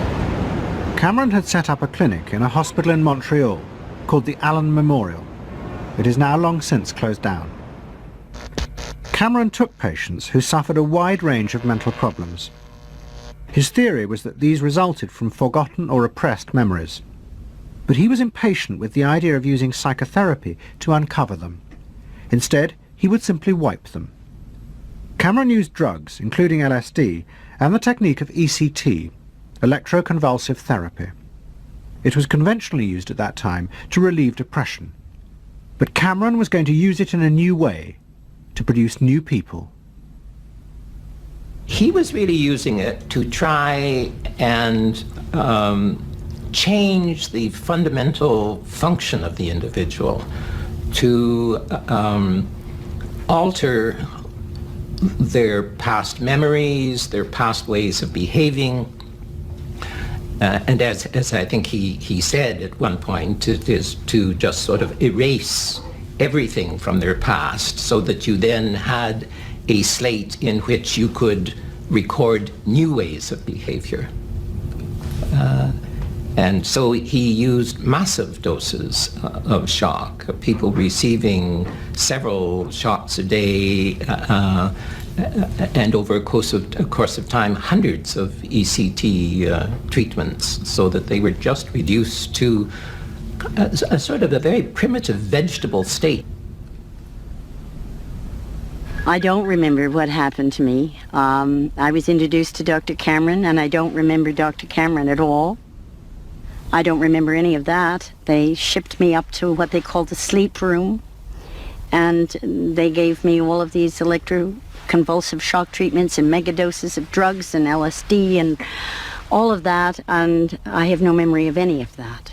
Nothing of that time of the Allen Memorial or any of my life previous to that. All gone. Wiped. And then having depatterned somebody or brought them down to where basically nothing but the essential functions of the body were going on in terms of breathing and things of this nature. Then he would begin to feed material into these individuals, positive material, such that the brain would be programmed in a positive way, so that the individual would be completely altered. Then he put these tapes under our pillows called psychic driving. He would then put back into this empty brain a program of whatever sort he decided upon, and the people like myself would wake up another person, I guess. In fact, Cameron's experiments were a complete disaster. All he managed to produce were dozens of individuals with memory loss, and the ability to repeat the phrase, "I am at ease with myself." And it was not an isolated case. Almost all the experiments the CIA funded were equally unsuccessful. Despite their ambitions, American psychologists were beginning to find out how difficult it was to understand and control the inner workings of the human mind. We had been really chasing a phantom, if you will, an illusion, that the human mind was more capable of manipulation from the outside by outside factors than it is. We found out that the human being is an extremely complex thing. There were no simple solutions. But you've just got to bear in mind that these were very strange times. The psychoanalysts had come to power in America because of their theory that they knew how to control the dangerous forces inside human beings.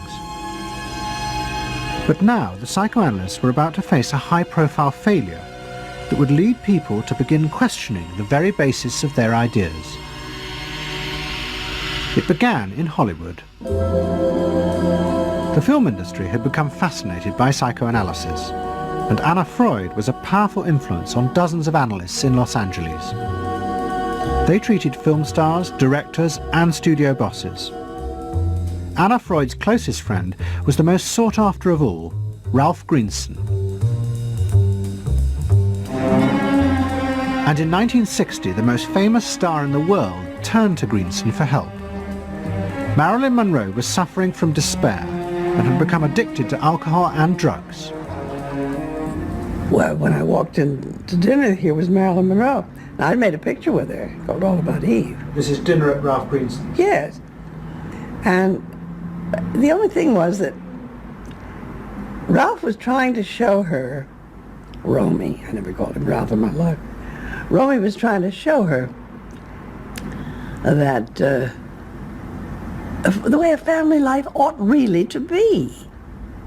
So we were walking the dog after us. I said, "What the hell are you doing here?" I said, "You never asked me to dinner." And he said, "You weren't that sick." And I said, "Oh, no." He said, "The point is just this child has no frame of reference. In other words, she doesn't know what the goal is." What Greenson did was follow Anna Freud's theory. If Marilyn Monroe could be taught to conform to what society considered a normal pattern of life, that would help her ego control her inner destructive urges. But Greenson pushed it to an extreme. He persuaded Monroe to move into a house nearby that was decorated like his own. He then took her into his own family life, and he, his wife, and his daughter played at being Monroe's own family. Greenson himself would become the model of conformity. And so this someone whom she regarded as important and whom she idealized, if he turned out to be a very gratifying father figure, her ego would benefit from that. That was the theory.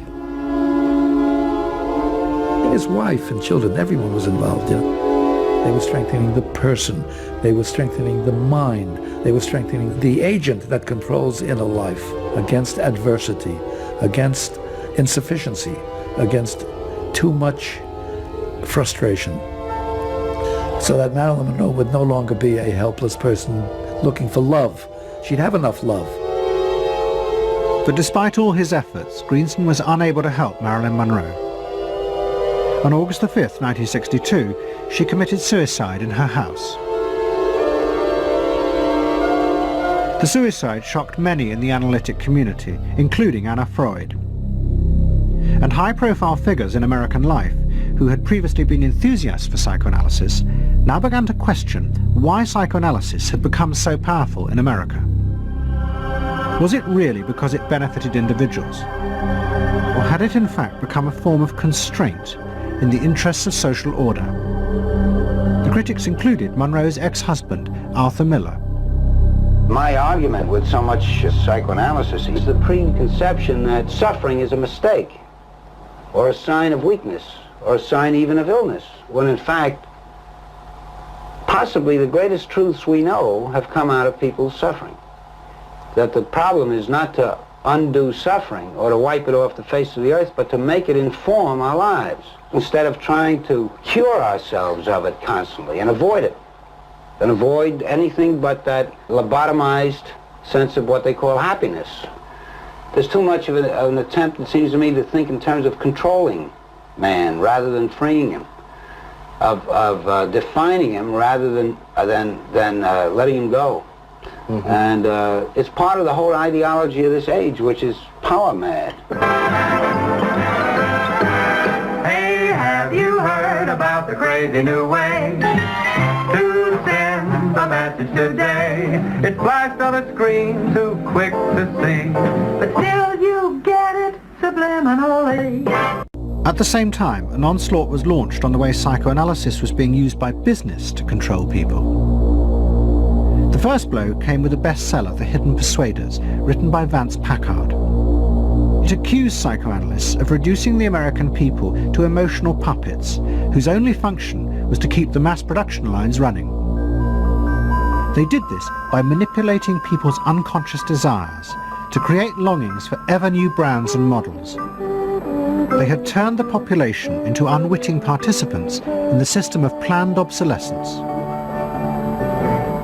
The second blow came from an influential philosopher and social critic, Herbert Marcuse. He had been trained in psychoanalysis. This is a childish application of psychoanalysis, which does not take at all into consideration the very real political systematic waste of resources, of technology and of the productive process. For example, planned obsolescence. For example, the production of innumerable brands and gadgets who are in the last analysis all the same. The production of innumerable different marks of automobiles. And this prosperity at the same time, consciously or unconsciously, leads to a kind of schizophrenic existence. I believe that in this society an incredible quantum of aggressiveness and destructiveness is accumulated precisely because of the empty prosperity, which then simply erupts.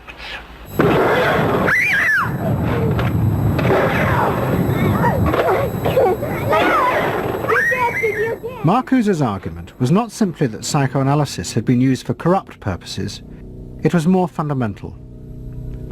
Marcuse said that the very idea that you needed to control people was wrong. Human beings did have inner emotional drives, but they were not inherently violent or evil. It was society that made these drives dangerous by repressing and distorting them. Anna Freud and her followers had increased that repression by trying to make people conform to society. In so doing, they made people more dangerous, not less. Marcuse challenged that social world, and he said that's a world that should not be adapted to. And in fact, what the individual was adapting to was corrupt and evil and corrupting. In other words, he switched the source of evil from inward conflict to the society itself. That the sickness of society lay at the societal level, not at the sickness of human beings in it. And if people did not challenge that, then they were in fact submitting to evil. Modern psychology has a word that is probably used more than any other word in psychology. It is the word maladjusted. It is the ringing cry of modern child psychology, maladjusted. Now, of course, we all want to live the well-adjusted life in order to avoid neurotic and schizophrenic personalities. But as I move toward my conclusion, I would like to say to you today, in a very honest manner, that there are some things in our society and some things in our world for which I'm proud to be maladjusted.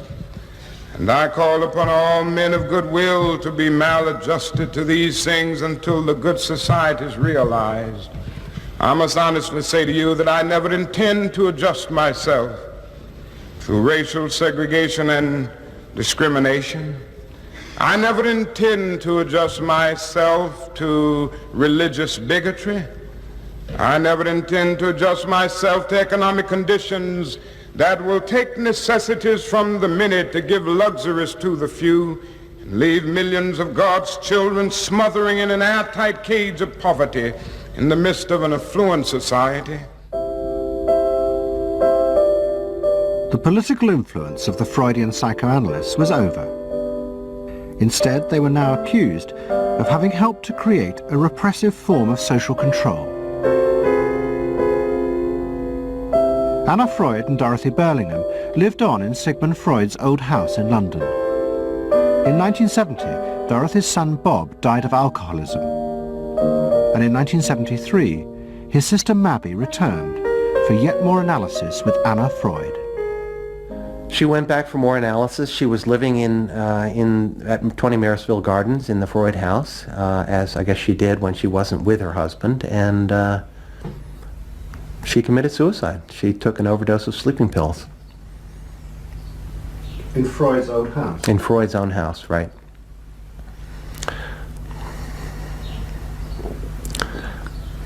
So, I mean, the obvious, there are a lot of implications that one can draw from that, and I just think she happened to reach the end of the rope there.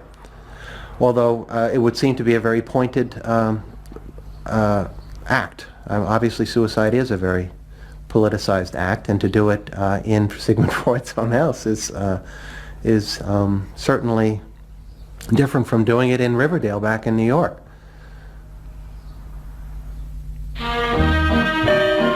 Next week's episode will tell the story of the rise to power of the enemies of the Freud family. They believed that the way to build a better society was to let the self free.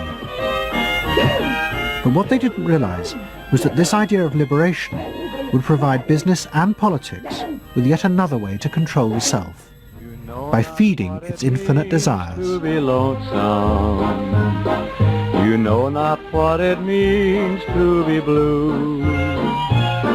Someday you'll realize and pay for all those lies, then you'll know what it means to be blue.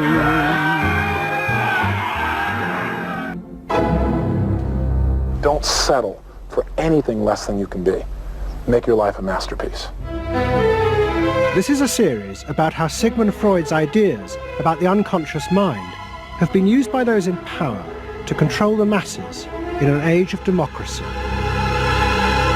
Last week's episode showed how Freud's ideas spread throughout America in the 1950s. They were promoted by his daughter Anna and by Freud's nephew Edward Bernays, who invented public relations. He brought Freud's theories into the heart of advertising and marketing. A man like you, I mean, with a car like this. What they both believed was that underneath all human beings was a hidden, irrational self, which needed to be controlled, both for the good of individuals and the stability of society. But the Freuds were about to be toppled from power by opponents who said they were wrong about human nature. The inner self did not need to be repressed and controlled. It should be encouraged to express itself.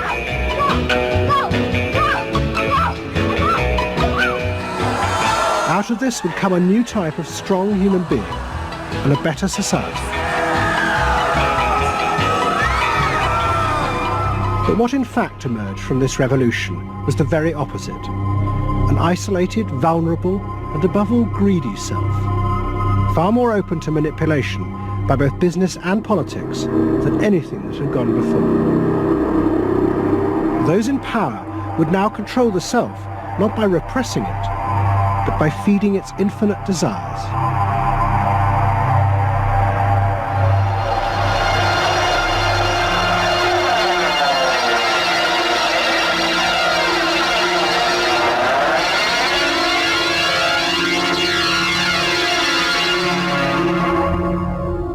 What goes on here is the liberation of feeling. In other words, feelings, not just memories, that have been suppressed. For example, screaming, crying, anger. You get a person who's really angry, and they're going to let it out. No! I could kill you. I'm an old man. Listen, I can't get all the strength into this that young people would get if they have those feelings.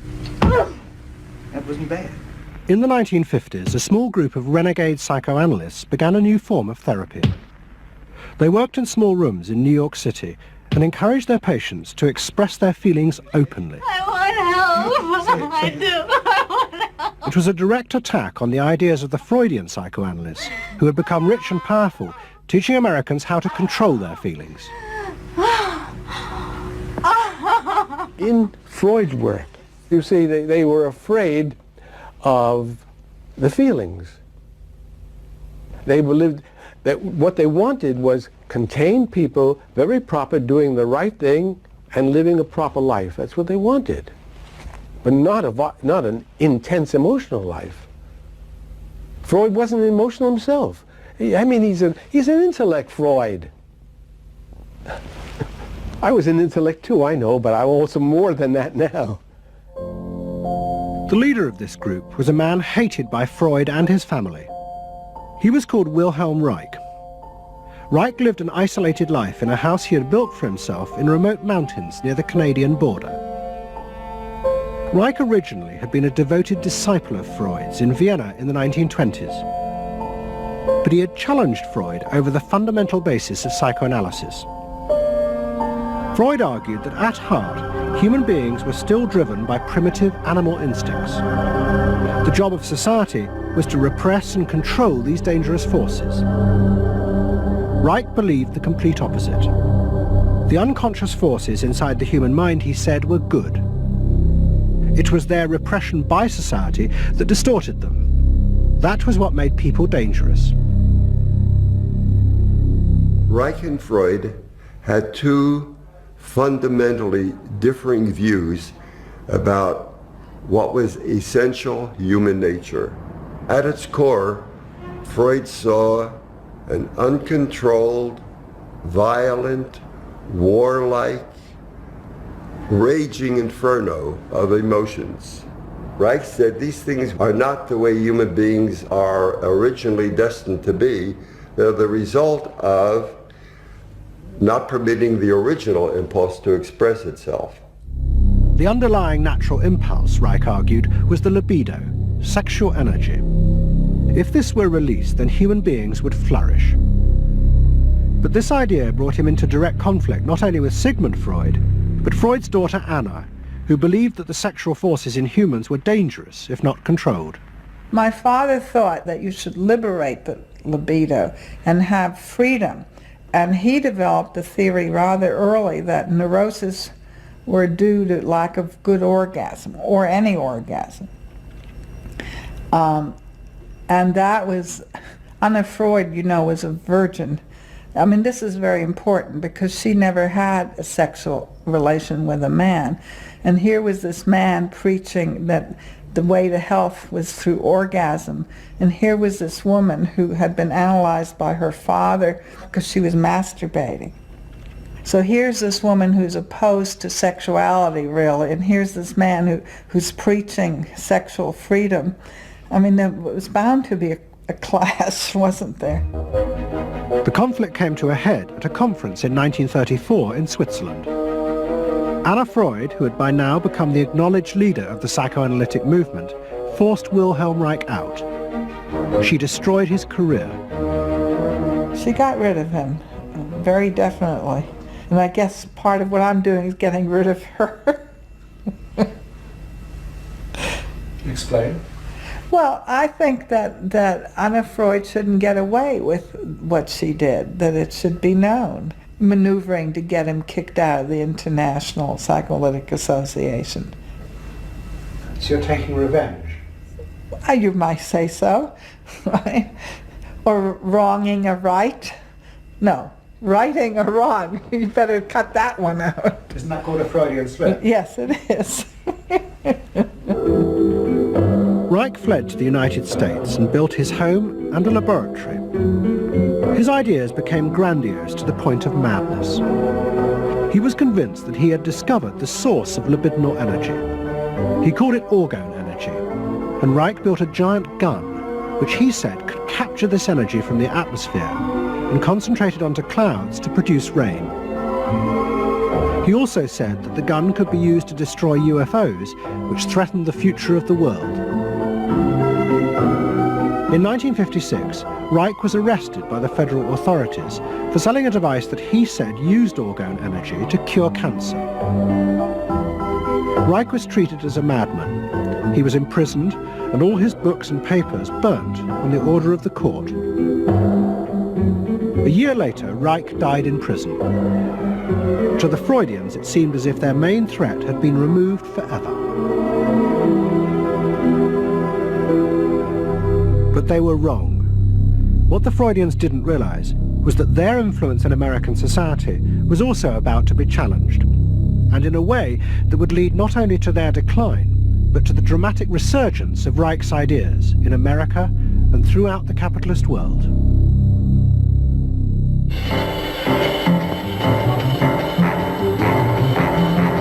The consumer is king. His whim makes or unmakes manufacturers, wholesalers, and retailers. Whoever wins his confidence wins the game. Whoever loses his confidence is lost. By the late 50s, psychoanalysis had become deeply involved in driving consumerism in America. Most advertising companies employed psychoanalysts. And as last week's episode showed, they had created new ways to understand consumers' motives, above all with the focus group, in which consumers free associated their feelings about products. Out of this came new ways to market products by appealing to the hidden unconscious desires of the consumer. Neutral stimulus. Memorability. Sheer deception. Great. Tilt-away steering wheel. Symbolic. Irresistible. A dream saying the mistress. Something intimate is going on.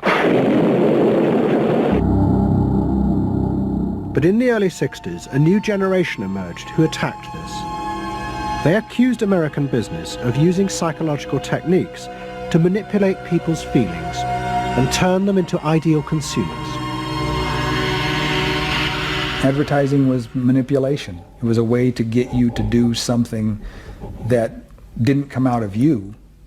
It came out of somebody else. Somebody else said, this year you should be wearing powder pink shirts with matching powder pink buck shoes. And I said, why? That's not who I am. That's who somebody else is. They wanted you to be somebody who would buy their stuff. This whole feeling of being somebody else's tool. I don't want to be that. I don't want to be somebody else's man. I want to be me. In the mid-60s, a protest movement began on America's campuses. One of the students' main targets was corporate America. They accused the corporations of brainwashing the American public. Consumerism was not just a way of making money. It had become the means of keeping the masses docile, while allowing the government to pursue a violent and illegal war in Vietnam. The student's mentor was a famous radical philosopher called Herbert Marcuse. Marcuse had studied psychoanalysis and was a fierce critic of the Freudians. They had, he said, helped to create a world in which people were reduced to expressing their feelings and identities through mass-produced objects. It resulted in what he called one-dimensional man, conformist and repressed. The psychoanalysts had become the corrupt agents of those who ruled America. It was one of the most striking phenomena to see to what extent the ruling power structure could manipulate, manage and control not only the consciousness but also the subconscious and unconscious of the individuals. And this took place on a psychological basis by the controls and the manipulation of the unconscious primary drives which Freud stipulated. Think about it, dear American people out there. You hear him, huh? You're all brainwashed, kiddies. You're all brainwashed. That's why they're saying right now, kill the bum. Look, I look at you in the living room, you're saying, kill me.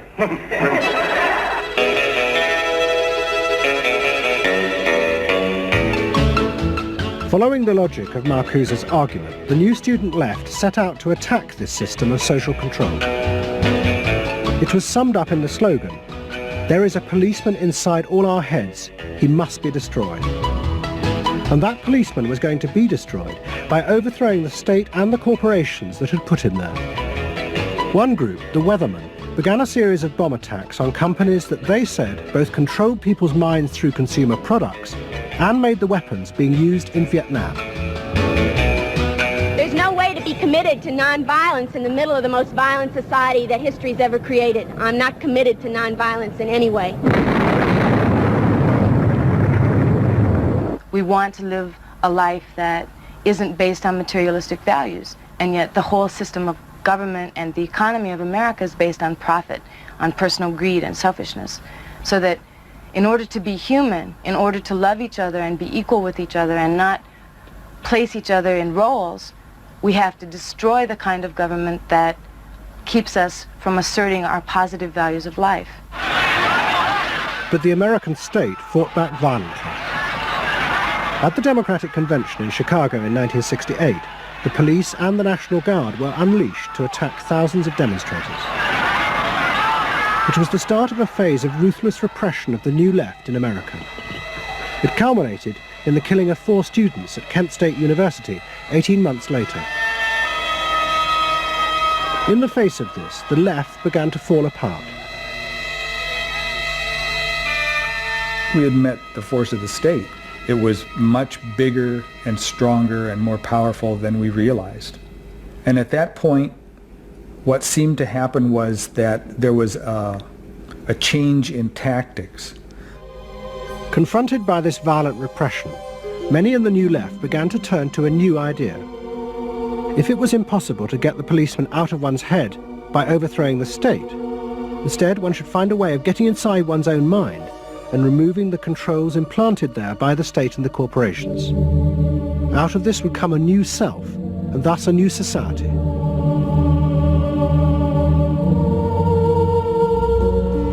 People who had been politically active were persuaded that if they could change themselves and be healthy individuals, and if a movement grew up just aimed at people changing themselves, then at some point all that positive change going on, well, you could say quantity would become quality, and there would be a sort of a spontaneous transformation of society.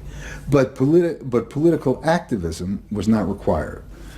It's about making a new you, that if enough people changed the way they were, that the society would change. So the personal became political? Yes, the personal became political. But without changing the personal, you didn't stand a chance of changing the political. Coming up against the state power of the United States was not an option. I mean, they outgunned us. And to produce the new self, they turned to the ideas and techniques of Wilhelm Reich. Since his death, a small group of psychotherapists have been developing techniques based on Reich's ideas. Their aim was to invent ways that would allow individuals to free themselves from the controls implanted in their minds by society. Their center was a tiny old motel on the remote coast of California. It was called the Esalen Institute. The dominant figure at Esalen was a psychoanalyst called Fritz Perls. Perls had been trained by Reich and had developed a form of group encounter in which he pushed individuals to publicly express the feelings inside them that society had said were dangerous and should be repressed.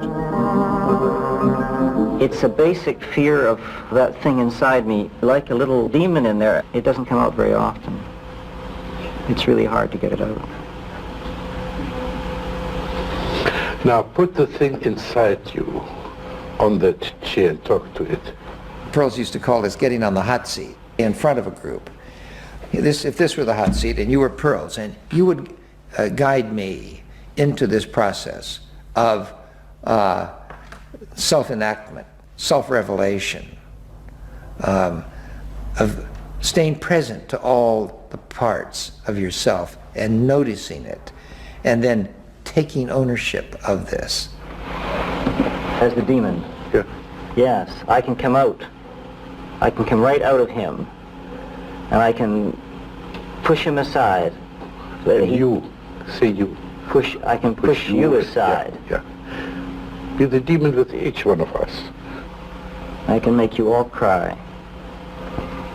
I can make you all feel terrible. Maybe even forever. I can make this mouth here, do things and say things. I can almost destroy anyone, each one of you, if I get out.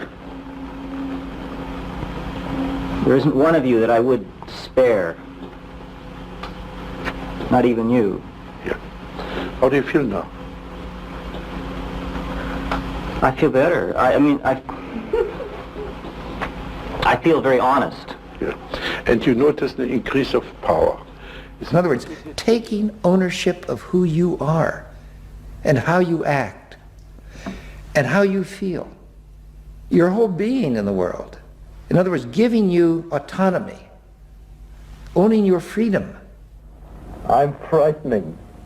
When I have my power, I am frightening. Say, I frighten you with my power. I frighten you with my power. Now, where do you feel the power? In your hands? In your muscles? Where else? Wake up! I want to do for me, God damn you! Okay. Stop it. You. It was not phony movement. That's what I wanted to do, and I did it. What Pearls and others working at Esalen believed was that they were creating ways that allowed individuals to express their true inner selves. I want them to applaud for me. Out of this, they believed, would come new autonomous beings free of social conditioning. To the left, defeated in the wake of Chicago, it was an enormously attractive idea. These techniques could be used to unleash a new, powerful self, strong enough to overthrow the old order.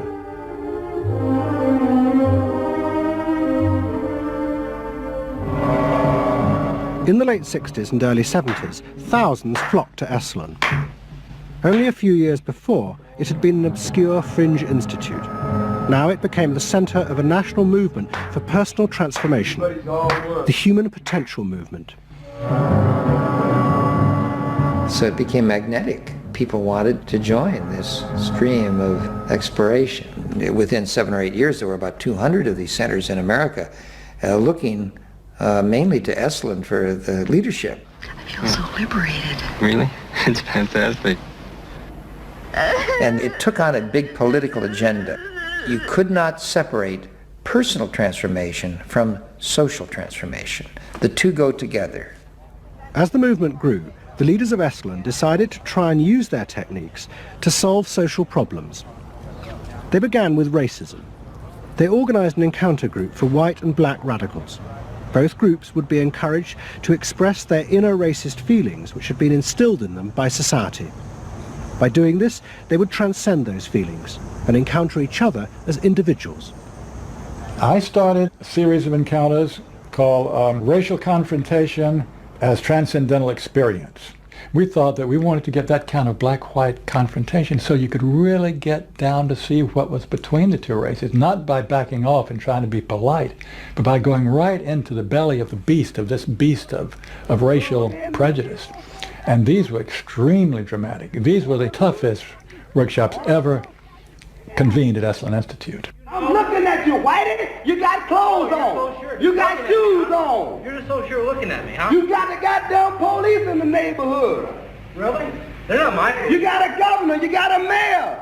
Oh, really? You got the president. You got ambassadors. You can vote, too. You got debts in Vietnam. That's the benefits of slave labor. You got buildings, skyscrapers that you dominate and control economically and politically. And tell me that it's not yours.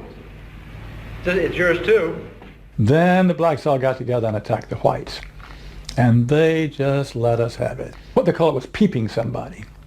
Peeping somebody means peeping into their secrets, into their phoniness and so forth. Like the white liberal. Oh, they really got onto the white liberal, you know.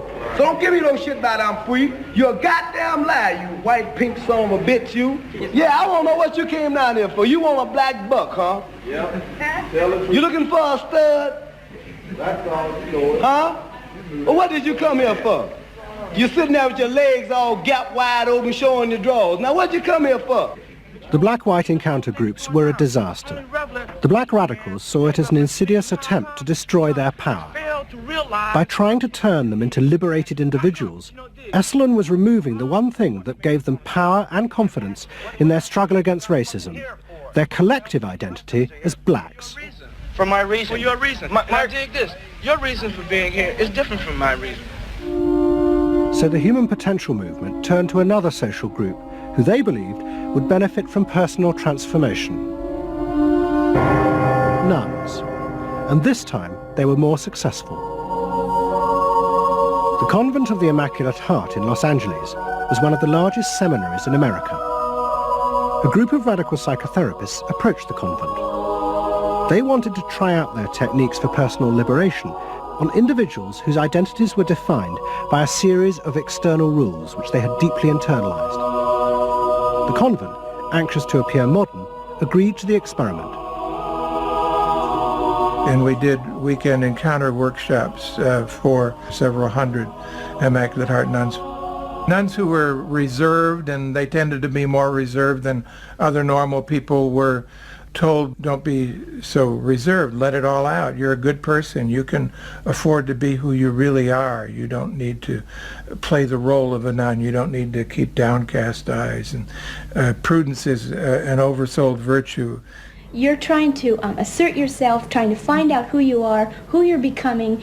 At the same time, you're trying to live a life of dedication, of service, and you're trying to make all these things fit into who you are, and you're just, you know, it's such a turmoil at times that you just blow a gasket and do silly, crazy things, you know.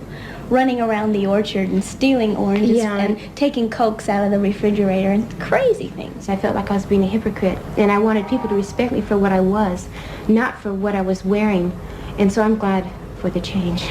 You feel frightened, but you'll go on. Oh yeah, I'm scared to death, but it's worth it. The experiment began to transform the convent. The nuns voted to discard their habits in favor of ordinary clothes. But the psychotherapists found they had awoken other forces. Solid. One of the things we unleashed was sexual energy. The kind of thing that the church had been very good at restraining was no longer to be restrained.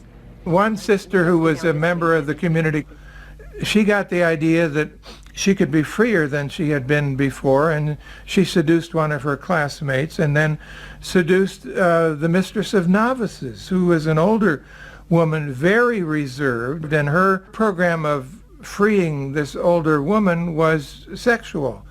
She drove her to the store, and when they drove back and drove into the garage, she leaned over and gave her a big kiss on the lips, and thereafter sister, who had perhaps never been kissed before, was ready for more. The effect of the experiment on the convent was cataclysmic. Within a year, 300 nuns, more than half the convent, petitioned the Vatican to be released from their vows. And 6 months later, the convent closed its doors. All that was left was a small group of nuns, but they had become radical lesbian nuns. The rest gave up the religious life. They gave up being nuns? They did, yeah, they became persons. By the late 60s, the idea of self-exploration was spreading rapidly in America. Encounter groups became the center of what was seen as a radical alternative culture based on the development of the self, free of a corrupt capitalist culture. We just want the freedom to be ourselves, and that's for love, for experience, positive way of life. We don't say that you're wrong. We just want to be free to be what we want to be, or what we find ourselves to be, as we continue to search ourselves. And it was beginning to have a serious effect on corporate America, because these new selves were not behaving as predictable consumers. The life insurance industry in particular was concerned that fewer and fewer college students were buying life insurance when they left university. They asked Daniel Yankelovich, America's leading market researcher, to investigate. He had studied psychoanalysis. The life insurance business, more than any other business at the time, was built on the Protestant ethic. You only bought life insurance if you were a person who sacrificed for the future. If you lived in the present, you had no need for life insurance. So they had some sense that maybe the sort of core values of the Protestant ethic were being challenged by some of these new values that were beginning to appear. And I was really astonished at what I found. The conventional interpretation, the dominant interpretation, was that it had to do with political radicalism. But, you know, it was clear to us that that was a mask, a cover. The core of it had to do with self-expressiveness. That this preoccupation with the self and the inner self, that was what was so important to people. The ability to be self-expressive. Wow, what a feeling! 300 miles to go. What out of sight. Yankelovich began to track the growth and behavior of these new expressive selves. What he told the corporations was that these new beings were consumers, but they no longer wanted anything that would place them within the narrow strata of American society. Instead, what they wanted were products that would express their individuality, their difference in a conformist world, the very things that US corporations did not make. Products have always had an emotional meaning. What was new was individuality. The idea that this product expresses me, and whether it was a small European car, the particular music system, Relaxing. your presentation of self, your clothing. For immediate energy from our muscles and relaxing. These become ways in which people can expend their money in order to say to the world who they are. But the manufacturers, they had no idea of what was going on, really, in the with consumers and in the market at large. Major advertising companies set up what they called operating groups to try and work out how to appeal to these new individuals. The head of one agency sent a memo to all staff. We must conform, he told them, to the new non-conformists. We must listen to the music of Bobby Dylan and go to the theatre more. But the problem was, few of the self-expressive individuals would take part in focus groups. The advertisers were left to their own devices. There's a new cereal that tastes so right. Makes you dance, it's a way out of sight. It's tasty little squares of malted wheat. It's crispy and it's crunchy and it tastes so neat. Faster though. That's what I'm saying. Use a folk rock with more rock than folk. And there was an even more serious problem.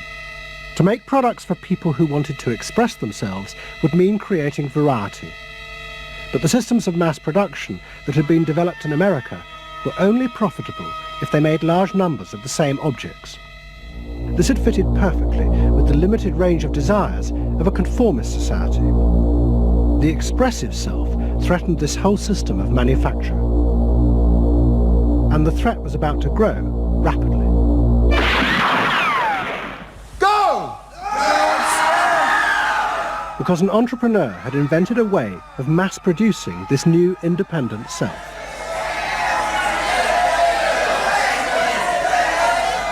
He was called Werner Erhard. Some of the stuff that we traditionally think of as being in your mind is actually in the world, because you're moving to that too.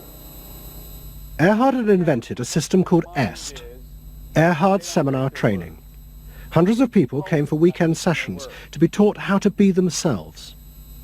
And EST was soon copied by other groups, like Exegesis in Britain. Many of Erhard's techniques came from the human potential movement, but he criticized the movement for not having gone far enough. Their idea that there was a central core inside all human beings was, he said, just another limitation on human freedom. In reality, there was no fixed self, which meant that you could be anything that you wanted to be. The thesis of the human potential movement was that there was something really good down in there. And if you took these layers off, what you were going to wind up with was a kernel, a something that was innately self-expressive, that was the true self, that was going to be a wonderful thing. In actuality, you found people who'd gone to the last layer and took off the last layer and found that what was left was nothing. All right, push! Move! Do it! The S sessions were intense and often brutal. The participants signed contracts agreeing not to leave and to allow the trainers to do anything they thought necessary to break down their socially constructed identities. You're gonna get sandwiched in there. Push! Go for a win! If I push harder than you do, I'm gonna squash you. So you better push fast. Now, hard, do it! That's it, do it, again! Push, good, good, good! Again! Yes! The real point to the S training was to go down through layer after layer after layer after layer until you got to the last layer and peeled it off, where the recognition was that it's really all meaningless and empty.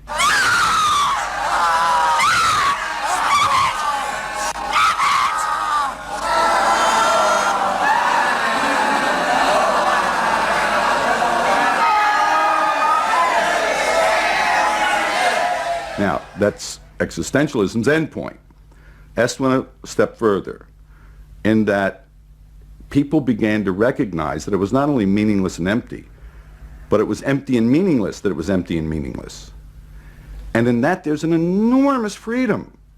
All the constrictions, all of the rules you've placed on yourself are gone. And what you're left with is nothing. And nothing is an extraordinarily powerful place to stand, because it is only from nothing that you can create. And from this nothing, people were able to invent a life, and allowing them to create themselves. Invent themselves. Invent themselves. You can be what you want to be. I want you to start to make that sound, and on that sound, create and people the world the way you want to create it. What Earhart did was to say that only the individual matters, that there is no societal concern, that you living a fulfilled life is all you need be concerned about. Est people came out of those trainings feeling that it wasn't selfish to think about yourself, it was your highest duty. So kiss me and smile for me. Tell me that you'll wait for me. Hold me like you'll never let me go. The training is 2 weekends, and it was quite an incredible experience in my life. I'll forever be grateful for the experience. I got a great deal out of it. We really want to know who we are. There are things going on. We learn more and more about ourselves all the time. And to really find out what it is that makes us tick and how we are discovering ourselves. Est became hugely successful. Singers, film stars, and hundreds of thousands of ordinary Americans underwent the training in the 1970s. But in the process, the political idea that had begun the movement for personal transformation began to disappear. The original vision had been that through discovering and expressing the self, a new culture would be born, one that would challenge the power of the state. We will not let them separate our culture from our politics. We are a people. We are all together. But what was now emerging was the idea that people could be happy simply within themselves, and that changing society was irrelevant. One of the proponents of this was Jerry Rubin. In 1968, Rubin, as leader of the Yippies, had led the march on Chicago, but now he had undergone S training. I was willing to die, and I had a martyr complex in a sense. I think we all did. And I've given up that ideal of sacrifice. And I'm not as I'm not as overwhelmingly moved by injustice as I was. And now we reincarnated ourselves from within. Basically, the politics were lost and totally replaced by this lifestyle, and then the desire to become deeper and deeper into the self. By now, a grandiose sense of the self. And my good friend and one of the original Yippie founders, Jerry Rubin, definitely moved in that direction. And I think he was beginning to buy into the notion that he could be happy and fully self-developed on his own. Socialism in one person. Yes. Was he alone in that trajectory? Although that, of course, is capitalism. That's the whole joke. I think it's funny. I think it's funny because people spend so much of their life being bedeviled by their past and being locked into their past and being limited by their past.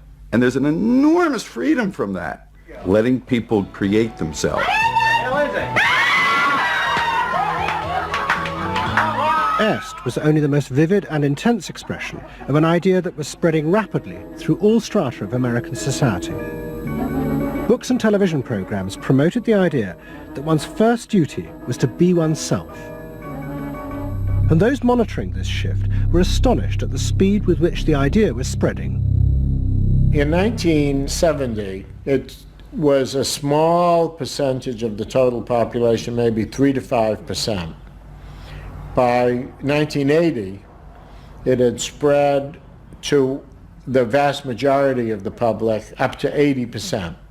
You asked the question, how do you get self-actualized? You take this day and you say, when I shave every morning, I look in that mirror, I say to myself, I really say this, I say, nobody is going to ruin this day for you, Wayne Dyer, nobody. That this preoccupation with the self and the inner self traveled and spread throughout the society in the 1970s. It helped me to stop living in the past and start building from today and using my experiences in a positive way to be a better person today and tomorrow. But then the problem comes, well, how do you be self-expressive? And it was at this point that American capitalism decided it was going to step in and help these new individuals to express themselves. And in the process, make a lot of money. The first thing they were going to do was to find a way of getting inside their heads, to discover what these new beings wanted in order to be themselves. This came not from Madison Avenue, but from one of the most powerful scientific research institutes in America. Stanford Research Institute in California worked for corporations and government. It had done much of the early work on computers, and was also working for the Department of Defense on what would become the Star Wars project. In 1978, a group of economists and psychologists at SRI decided to find a way to read, measure, and fulfill the desires of these new unpredictable consumers. The idea was to create a rigorous tool for measuring a whole range of desires, wishes, values that prior to that time had been kind of overlooked. They say in business, what gets measured gets done. We were basically telling manufacturers, if you're really going to satisfy not just the basic needs, but individuated wants, whims, and desires of more highly developed human beings, you're going to have to segment. You're going to have to individuate. To do this, SRI turned for help to those who had begun the liberation of the self. In particular, one of the leaders of the human potential movement, a psychologist called Abraham Maslow. Through observing the work at places like Esalen, Maslow had invented a new system of psychological types. He called it the hierarchy of needs, and it described the different emotional stages that people went through as they liberated their feelings. At the top was self-actualization. This was the point at which individuals became completely self-directed and free of society. The team at SRI thought that Maslow's hierarchy might form the basis for a new way to categorize society, not by social class, but by different psychological desires and drives. To test this, they designed a huge questionnaire with hundreds of questions about how people saw themselves, their inner values. The questions were designed to see whether people fitted into Maslow's categories. We were trying to find out what people really felt like. So we asked these really penetrating questions, and we hired a company that administers surveys, to do them. They said they've never seen anything like it. Usually you have to send out a postcard 6 weeks and then another postcard, and then you got to call the people up, to get the return rates up. We had an 86% return, and they only sent out one postcard. People loved filling out this questionnaire. We got several questionnaires back with a note attached saying, do you have any other questionnaires I could fill out? Because we were asking people to think about things that they had never thought about before, and they liked thinking about them. Like what? Like what they felt inside? Yeah, like what they felt inside. What motivated them? What was their life about? What was important to them? It was sort of like, wow. The answers were then analysed by computer. It revealed that there were underlying patterns in the way people felt about themselves, which fitted Maslow's categories. And at the top of the hierarchy were a large and growing group which cut across all social classes. The SRI team called them the inner directeds. These were people who felt they were not defined by their place in society, but by the choices they made themselves. But what SRI discovered was that these people could be defined by the different patterns of behaviour through which they chose to express themselves. Self-expression was not infinite. It fell into identifiable types. And the SRI team invented a new term for it, lifestyles. They had managed to categorize the new individualism. They called their system Values and Lifestyles, VALS for short. At the forefront of this change are three new VALS groups we call inner directed. These are people for whom personal satisfaction is more important than status or money. They tend to be self-expressive, complex, and individualistic.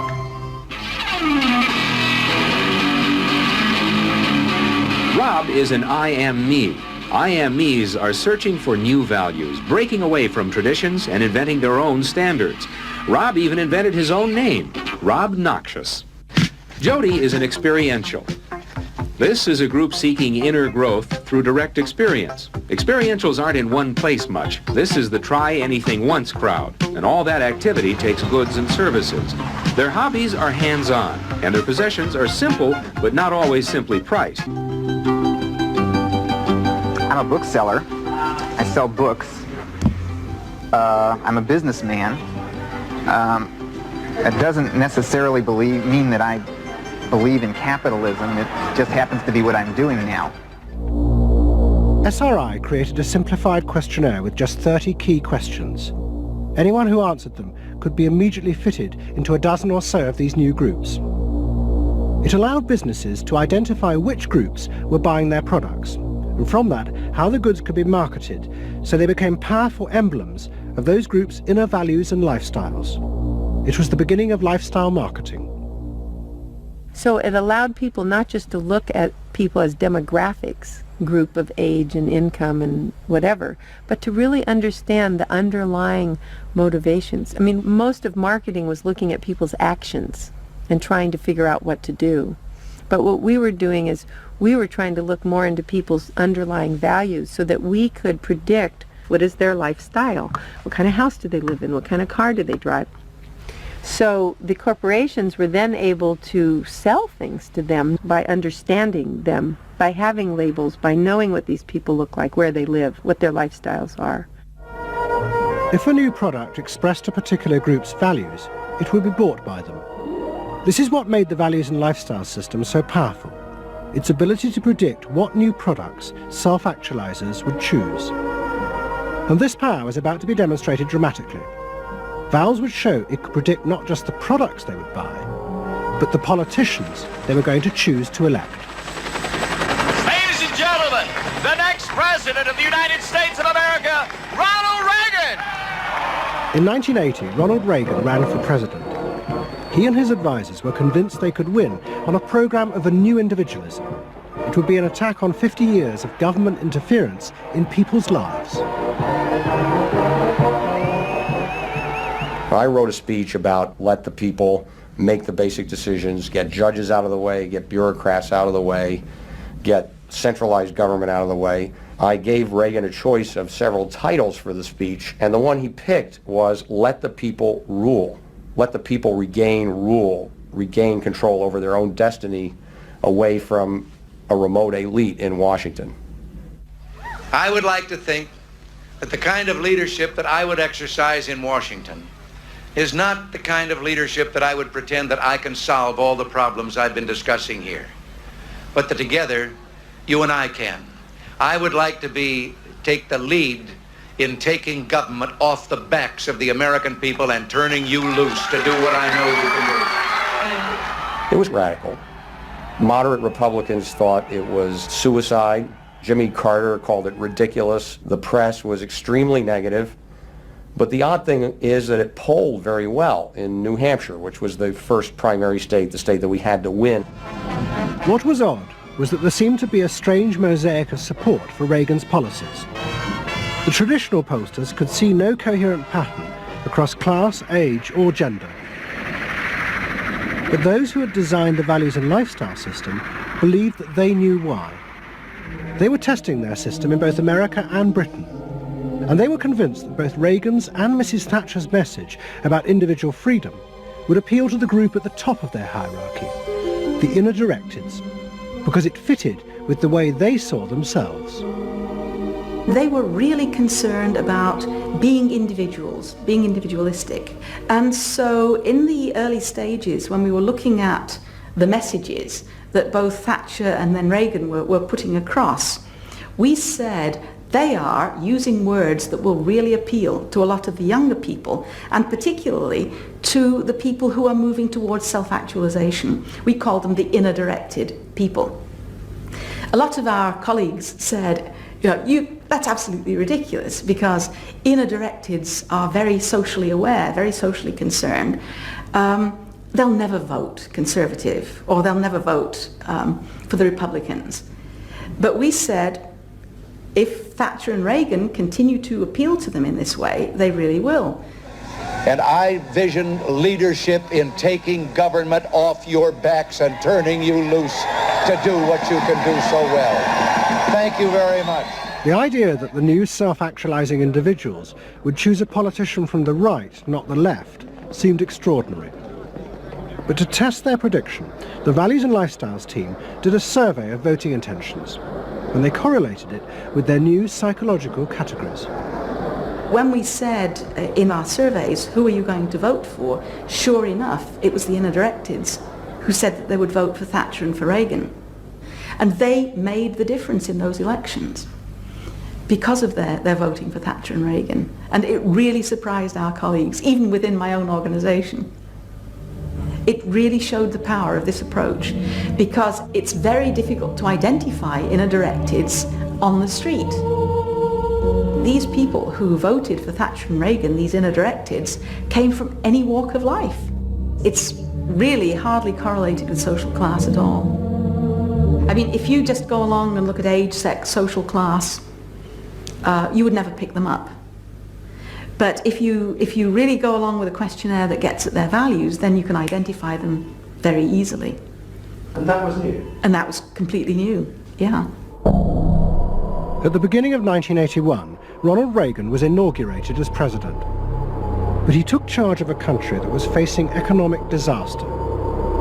The terrible inflation of the 1970s had destroyed much of America's traditional heavy industries, and millions were unemployed. But true to his campaign promises, Reagan told the country he would not step in to help, as all previous governments had since the war. These United States are confronted with an economic affliction of great proportions. We suffer from the longest and one of the worst sustained inflations in our national history. Idle industries have cast workers into unemployment, human misery, and personal indignity. In this present crisis, government is not the solution to our problem. Government is the problem. But America's ailing economy was about to be rescued, not by government, but by the new groups that the market researchers had identified, the self-actualizing individuals. They were about to become the motor for what would be called the new economy. You can be what you want to be. So regarding V8, what do you really want? A tasty product that's good for me. What do you want that for? One technique is that we ask people the same question over and over and over again, and we say, what do you want? What do you really want? What do you want that for? And they start to talk about it, and they kind of get intimate with what's going on. What we're doing with that technique is unpeeling the onion. If you want to think of a person kind of having layers and layers and layers of protection and thoughts and behaviors and beliefs, we want to get to that center core. In the wake of the invention of values and lifestyles, a vast industry of psychological market research grew up. And the old technique of the focus group, invented by the Freudian psychoanalysts in the 50s, was used in a new and powerful way. The original aim of the focus group had been to find ways to entice people to buy a limited range of mass-produced goods. But now focus groups were used in a different way to explore the inner feelings of lifestyle groups, and out of that invent whole new ranges of products, which would allow those groups to express what they felt was their individuality. And the generation who had once rebelled against the conformity imposed by consumerism now embraced it because it helped them to be themselves. What capitalism managed to do that was brilliant was to actually create products that people like me would be interested in, that people like Jerry Rubin would be interested in. Capitalism developed a whole industry at developing products that evoked a larger sense of self, that seemed to agree with us that the self was infinite, that you could be anything you wanted to be, that took our philosophy and agreed with it, and then created products that supposedly helped you, aids, that helped you be this limitless self. The product sells you a way of life, a way of being. The product sells you values. You dress this way, you live in a house like this, you have furniture like this, you use this computer. Do you have the regular jeans or? Oh, Gloria Vanderbilt does a lot in denim, in silks, and in cotton. You eat in these restaurants, there are values there, hipness, coolness. This is not, I repeat, not a marketing scheme. So the notion that you could buy an identity replaced the original movement notion that you were perfectly free to create an identity. And you were perfectly free to change the world and make the world anything you wanted it to be. Well, what I wear is a statement. And this vast range of new desires fitted perfectly with changes in industrial production. Computers now allowed manufacturers to economically produce short runs of consumer goods. The old restrictions of mass production disappeared, as did the worry that had bedeviled corporate America ever since mass production had been invented, that they would produce too many goods. With the new self, consumer desire seemed to have no limit. In the United States, the concern of companies was always that supply would outstrip demand, that we were producing too much, and that there was not a market for it.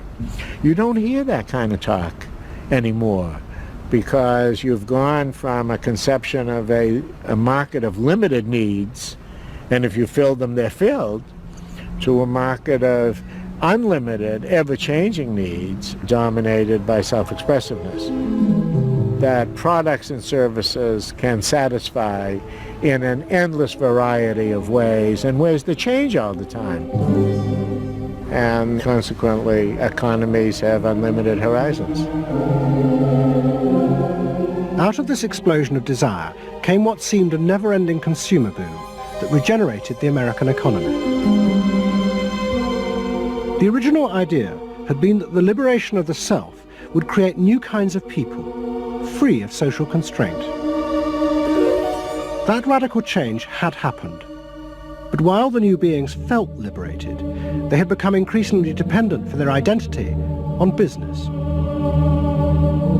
The corporations had realized that it was in their interests to encourage people to feel that they were unique individuals and then offer them ways to express that individuality. A world in which people felt they were rebelling against conformity was not a threat to business, but its greatest opportunity.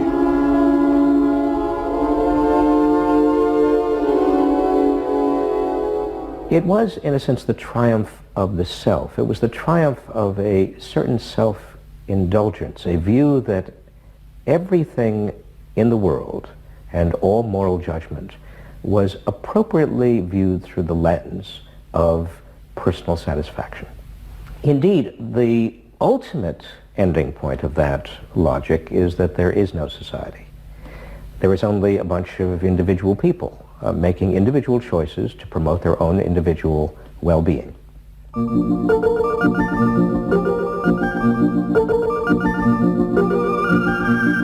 Next week's episode tells the story of how politicians on the left, in both Britain and America, turned to the techniques developed by business in order to regain power. But what they didn't realize is that what had worked for business would undermine the very basis of their political beliefs. They would find themselves trapped by the greedy desires of the new self.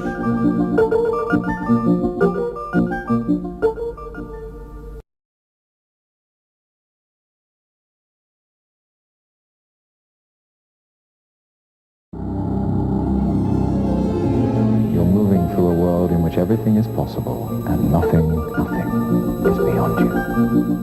This is the story of the rise of an idea that has come to dominate our society.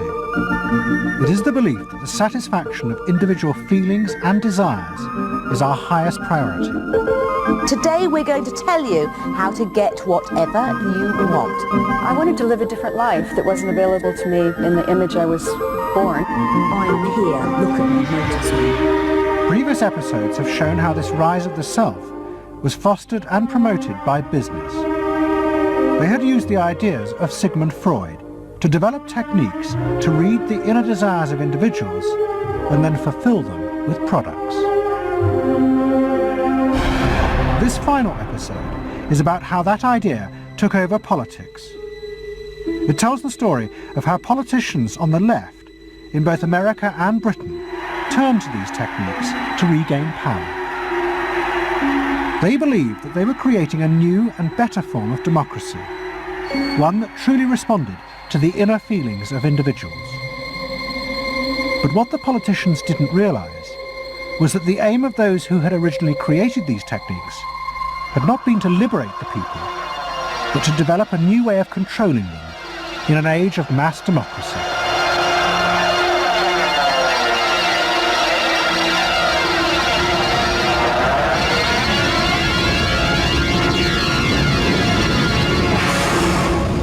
The roots of the story lie way back in the America of the 1920s with one man. He was called Edward Bernays, the nephew of Sigmund Freud. Bernays had been one of the inventors of the profession of public relations, and he was fascinated by his uncle's theory that human behavior was driven by unconscious sexual and aggressive drives.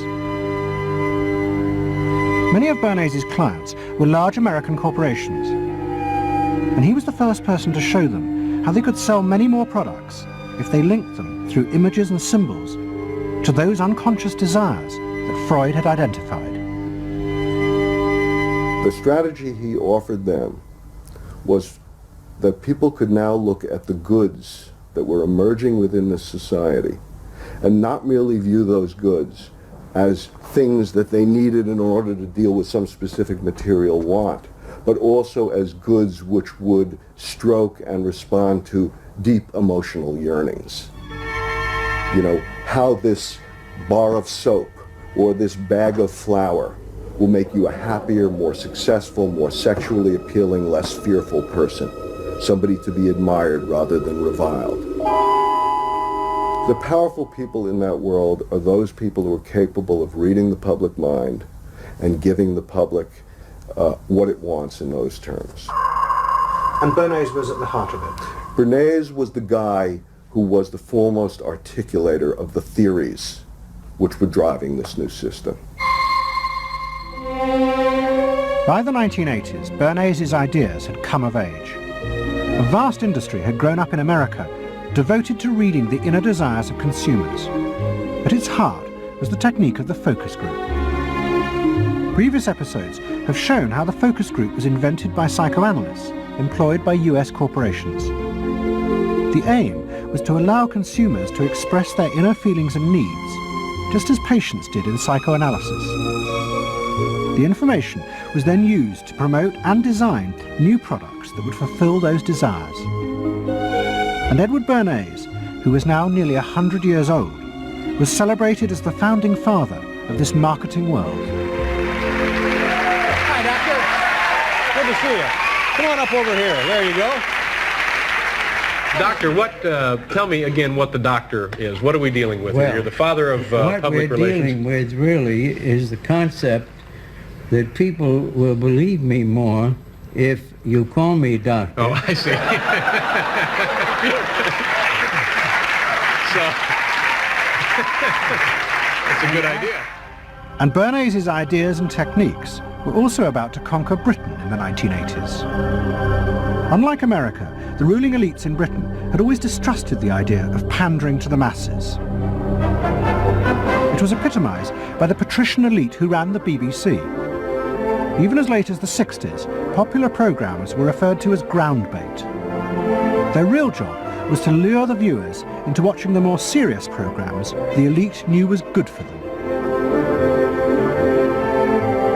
And market research reflected this attitude.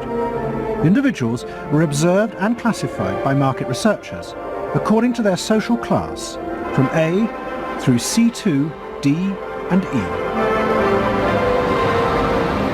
Probably they might be C2s. Yes, I think by the way they're carrying their luggage, all yes, no taxi. No taxi, and all stuffed in the bags like that.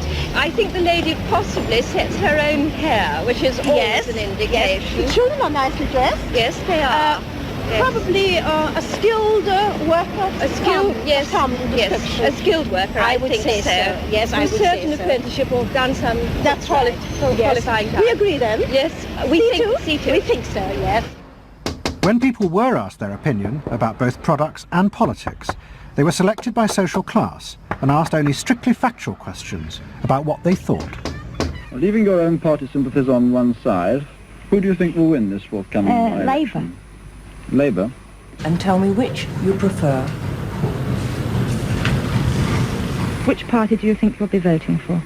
This time, Liberals. You'll be voting for the Liberals. And who do you think will be second? Conservative. This one. Okay. The idea that one might ask people what they themselves felt and desired, and then give it to them, was seen as alien to the ruling elites, which would challenge their belief that they knew what was best for the public. There's evidence in other countries, in the United States for example, where pollsters have been used before elections to interpret the mood of the public, and then you give people more what they want to have and less what they ought to have. But again, this could be alleged to be more democratic, I don't know. It's very dangerous ground, I think, though, when polls are used in that way. But then, in the economic crisis of the mid-70s, British industry was forced to begin to pay attention to the inner feelings of consumers. As the recession deepened, consumer spending fell dramatically, and the advertisers insisted that the only way for companies to survive was to make their advertising more effective. And to do this, they would have to delve into people's underlying psychological motives for purchasing. The advertising industry started to bring in Americans to run focus groups with British housewives. Everyone is a unique person, and even though you're a group of 10 today, we don't want a group opinion. And we want to know your ideas and your thoughts, no matter how crazy it might be. Please let your imagination run wild, because that's how very crazy things like instant coffee got born. Now, can we get somebody, this lady, to be a kitchen sink? And kitchen sink, how do you feel with these things that are being used to clean you up? Well, I've got to feel clean. I've got to be kept clean. So you're I feel that. I should hate it if I was all greasy, so I've got to be easy to clean. Okay, now the housewife This lady. What would you use to clean your kitchen sink? A scouring powder. Of course a cloth to apply the things on, and plenty of water. Now, how do you feel as you're doing this chore? Feel satisfied? Well satisfied when I have done it, yes. I'm doing my duty. I feel it's a job well done. The consumers were encouraged to play at being products, from household cleaners to car seat belts. The aim was not to talk rationally, but to act out and reveal their inner emotional relationship to products. Which firmly and unmistakably underlines. And then a politician emerged who also believed that people should be allowed to express themselves. Instead of being controlled by the state, the individual should become the central focus of society. Some socialists seem to believe that people should be numbers in a state computer. We believe they should be individuals. We're all unequal. No one, thank heavens, is quite like anyone else, however much the socialists may pretend otherwise. And we believe that everyone has the right to be unequal. But to us, every human being is equally important. A man's right to work as he will, to spend what he earns, to own property, to have the state as servant and not as master, they are the essence of a free economy. And on that freedom, all our other freedoms depend. Mrs. Thatcher's vision was of a society in which the wants and desires of millions of individuals would be satisfied through the free market. This, she believed, would be the engine to regenerate Britain. And with her ascent to power, the advertising and marketing industries flourished. Their task was to find out what the British people really wanted and then sell it to them. In this new climate, the focus group flourished. And those who ran them borrowed from the techniques of psychotherapy to delve ever deeper into people's feelings about products. We're trying to understand how people feel about brands, how they relate to brands. That is to say, what the brand's personality is as far as consumers are concerned. And there are a number of techniques which are very, very helpful for getting to that understanding. The consumer is given crayons to doodle, to express their feelings, to go inside their own head, pull out their feelings and somehow get them onto paper. And these are ordinary drinkers expressing their feelings about drinking Guinness. Here you see a rich, very female aspect of Guinness. So if you were describing a woman who somehow to you had that character, what sort of person is it? Paula Yates, who used to lay in bed, surrounded with magazines and chocolates like a 50s starlet. Out of this research, the marketeers began to detect a new individualism. In particular, among those who had voted Conservative for the first time in 1979. They no longer wanted to be seen as part of social classes, but to express themselves. And crucial to this were the products they chose to buy. We identified that there was this trend towards what might be called individualism, where people wanted to still be part of a crowd, but to express themselves as individuals within it, to have their own personalities, to be, I suppose, their own men. I didn't want to be the same as everybody else. I wanted it to be a little bit different, a little bit individual. It's quite individual upstairs. It's not remarkable, but I think it's quite individual. It is expensive. It's Italian. It's Italian, it's expensive, and it's good quality. A little bit different. Yeah, we want to set our own standards, so nobody else has got what we've got. We just didn't want it be the same as everybody else. We just want to be different. Business responded eagerly to this new individualism, but it soon became one of the main forces driving the growing consumer boom in Britain. Using the data from the focus groups, manufacturers created new ranges of products that allowed people to express their individuality. Business also recategorized people. They were no longer divided by social class, but by their inner psychological needs. If the primary need is security and belonging, we call the groups mainstreamers. If it's status and the esteem of others, then it's aspirers. If it's control, it's succeeders. And if it's self-esteem, it's reformers. And this new marketing culture began to take over the institutions previously dominated by a patrician elite, in particular the world of journalism. The assault was led by the profession of public relations. In the past, PR had been seen as seedy and corrupt, but now it became a glamorous business, promoting products and celebrities. And one of the rising stars was another member of the Freud family, Matthew Freud, the son of the Liberal MP Clement.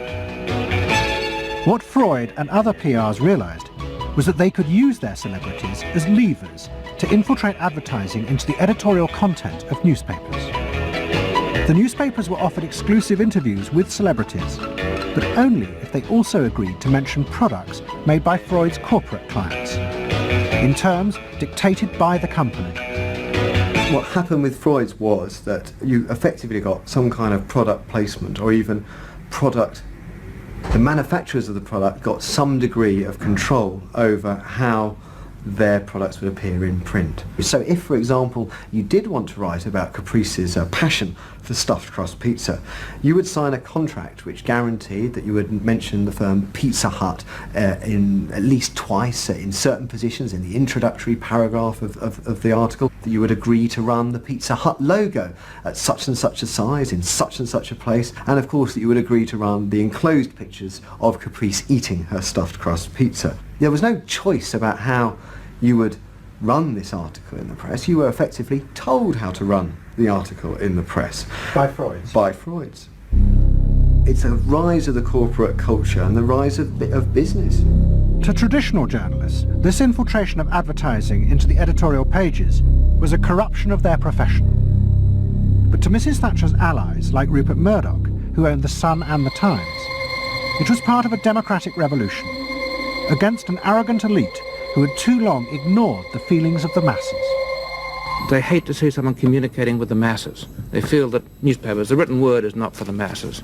That should be left to television, or perhaps to nobody. I'm very proud of The Sun, and The Sun was not represented tonight in your film. You just took page 3, which everyone seems so fascinated with. What about page 1, page 2, every other page of the paper?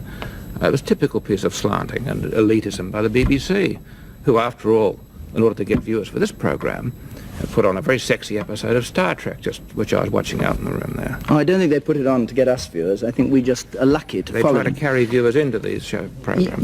You know how it's done. By the late 80s, Mrs. Thatcher and her allies in advertising and the media had brought the desires of the individual to the centre of society. As last week's episode showed, it was the same transformation that President Reagan had brought about in America.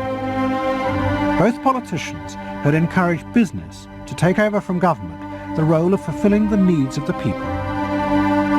In the process, consumers were encouraged to see the satisfaction of their desires as the overriding priority. To Thatcher and Reagan, this was a new and better form of democracy. But to their opponents in the parties of the left, they had summoned up the most selfish and greedy aspects of human nature. Ronald Reagan and Margaret Thatcher both embraced an economic philosophy that says the unit of judgment was not only the individual, but it was the individual's personal satisfaction, the individual's own unique happiness and well-being. It was, in a sense, the triumph of regarding individuals as purely emotional beings who have needs and wants and desires that need to be satisfied and can be satisfied unconsciously. It goes way back to the early part of the 20th century, to Freud, to notions of the unconscious, the assumptions that we are, in terms of our rational minds, we're little corks bobbing around on this great sea of hopes and fears and desires of which we are only dimly aware.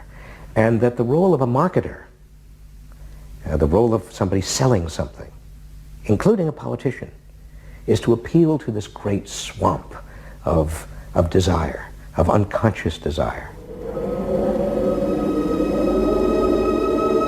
The left believed the opposite, that the way to create a better society was not to treat people as emotional, isolated individuals, but to persuade them to realise that they had common interests with others, to help them rise above their individual feelings and fears. Let me assert my firm belief that the only thing we have to fear is fear itself. Nameless, unreasoning, unjustified terror, which paralyzes needed efforts to convert retreat into advance. This idea had flourished in America in the Depression of the 1930s. President Roosevelt, faced with the chaos caused by the Wall Street crash, encouraged Americans to join together in trades unions, to set up consumer groups, and to pay for a welfare system for those trapped in poverty. His aim was to create a collective awareness which would become a powerful weapon against the unfettered power of capitalism, which had caused the crisis. That idea had driven the Democratic Party for 50 years. But now, Roosevelt's inheritors railed vainly against the effects of the self-interest encouraged by President Reagan. There is despair, Mr. President, in the faces that you don't see. Maybe, Mr. President, if you stopped in at a shelter in Chicago and spoke to the homeless there. Maybe, Mr. President, if you asked a woman who had been denied the help she needed to feed her children because you said you needed the money for a tax break for a millionaire or for a missile we couldn't afford to use. The worst thing Ronald Reagan did was to make the denial of compassion respectable. He said, you've worked hard, you've made your money.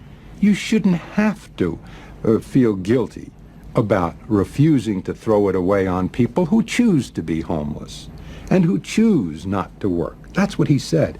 He said it with an elegance and a kind of benign aspect that disguised its harshness.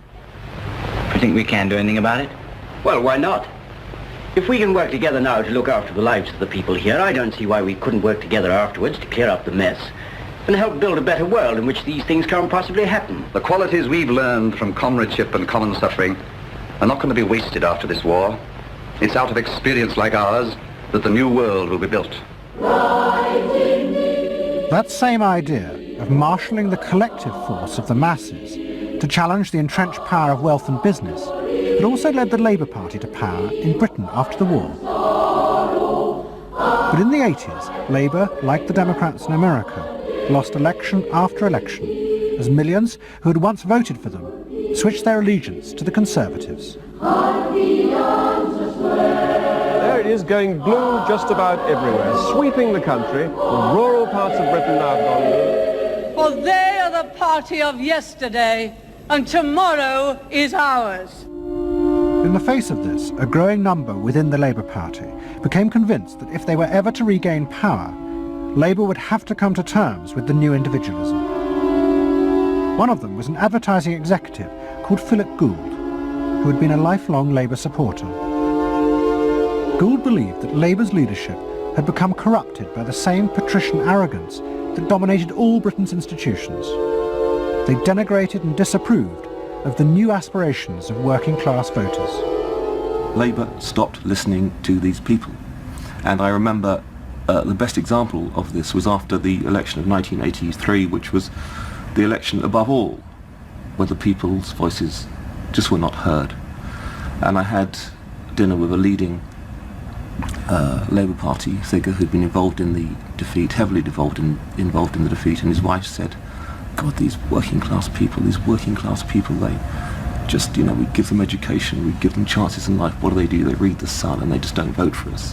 And there was such a gap between these people just trying to make lives for themselves, better lives for themselves, and the kind of elitism of the Labour Party that was just such a chasm that had to be filled. Gould became part of a small group of modernisers centred around Peter Mandelson. Their aim was to reconnect Labour with the lost voters. To do this, Gould turned to the technique he knew well from his work in advertising, the focus group. Gould commissioned focus groups in suburban areas across the country with small groups of voters who had switched to Mrs. Thatcher.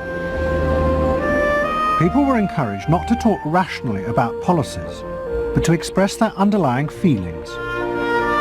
And what Gould discovered was a fundamental shift in people's relationship to politics. They no longer saw themselves as part of any group, but as individuals who could demand things from politicians in return for paying taxes, just as business had taught them to do as consumers. And I found that the people had become consumers. People now wanted to have, politics and life on their own terms. I mean, not just in politics, but in all aspects of life too. People see themselves as they are, as autonomous, powerful individuals who are entitled to be respected, who are entitled to have the best, not just in, going to Tesco's or wherever, but the best in terms of health and in education too. All this was about getting the Labour Party to understand that people really, really, really had changed, and the Labour Party had not, and unless the Labour Party changed, it would not win. Philip Gould now set out to try and persuade the Labour Party that they would have to make concessions to what he called the new aspirational classes. But he was going to face implacable opposition. In the run-up to the 1992 election, Gould argued that the only way to win was for Labour to promise not to put up taxes. But the Shadow Chancellor, John Smith, angrily refused. Labour would stick to its fundamental policies. They would fight the election with the promise of tax increases to create a fairer society. And as the campaign began, it seemed as if Philip Gould was wrong. The traditional polls consistently showed Labour ahead, despite the Conservative campaign message that a Labour government would put up taxes. Even the Conservatives' oldest allies in the press became convinced that by harping on about tax, the Conservatives were cutting their own throats. So the worry about the Tories must be that they're not at the moment conveying a sense of grip and being in control. And unless they can do better than that, I think they're going to lose. The other thing is that they still say that they are going to go on and on with this one single message of tax. And I think, part of the difficulty this morning was that you had a whole lot of people who've been going to the same press conference for 7 days, had virtually the same message thrust at them, and are kind of getting bored and restless and hitting back on it. I think the media sense a big story coming in the Tories being defeated. And the Labour Party too was convinced it would win and finally return to power. It's now time to meet the men and women who will form the next government. Labour Chancellor of the Exchequer, John Smith. And now, it is time for the next Prime Minister, Neil Kinnock. Those running Labour's campaign believed that by modern presentation they would attract back the voters, yet keep the old policies. But Philip Gould was convinced that Labour were going to lose. Through his focus groups, he knew that the very people who were telling the traditional pollsters they would vote Labour were in reality preparing to vote Conservative out of self-interest. But they were too embarrassed to admit it. And John Major also knew this, because his focus groups were telling him the same thing. What do you make of the poll which puts Labour 5 points ahead? Sir, one to the Daily Mail, sir. Feel out in the streets that matters. It's feeling good on the streets, is it? It is feeling good on the streets, yes. It has been feeling surprisingly good on the streets for some time. Quite surprisingly, quite out of line with opinion polls. Don't ask me to explain it, but it feels all right. Sir? Anyway, go on. No, lads, you must sit down. We're waiting to go. John Major's victory in 1992 was a disaster for the Labour Party. The small group of reformers centred around Peter Mandelson and Philip Gould were convinced that the only way for the party to survive was to change its basic policies. But their ideas were rejected by John Smith, who had now become leader. Philip Gould left Britain to go to work for the campaign to elect Bill Clinton president in America. The 1992 election, during it and afterwards, people felt under great strain and really did feel demoralised and dejected. And then to go from this to the Clinton campaign, it was an extraordinary experience, because here suddenly I found articulated many of the ideas that I'd had, but not fully myself been able to encapsulate or to articulate. If you want a president who will restore the middle class, reclaim the future for the middle class, and restore the American dream, vote for Bill Clinton in New Hampshire and send a signal to the country that we are coming together. What Gould discovered was that, like the Labour Party, the Democrats had also been doing focus groups with swing voters. The difference was that Bill Clinton had decided to tailor his policies to fit with these voters' desires. Above all, with their ferocious belief that they should only pay tax for things that benefited them, not for the welfare of others. I have no idea what percentage of my tax dollars go to welfare, but even if it's a minuscule percentage, even if it's a quarter of a percent, it's still too much for the people that are receiving these benefits that are basically non-productive. The Clinton team decided that to win they had to promise tax cuts for these suburban voters. And they also used the focus groups throughout the campaign to check every appearance, speech and policy with them for their approval.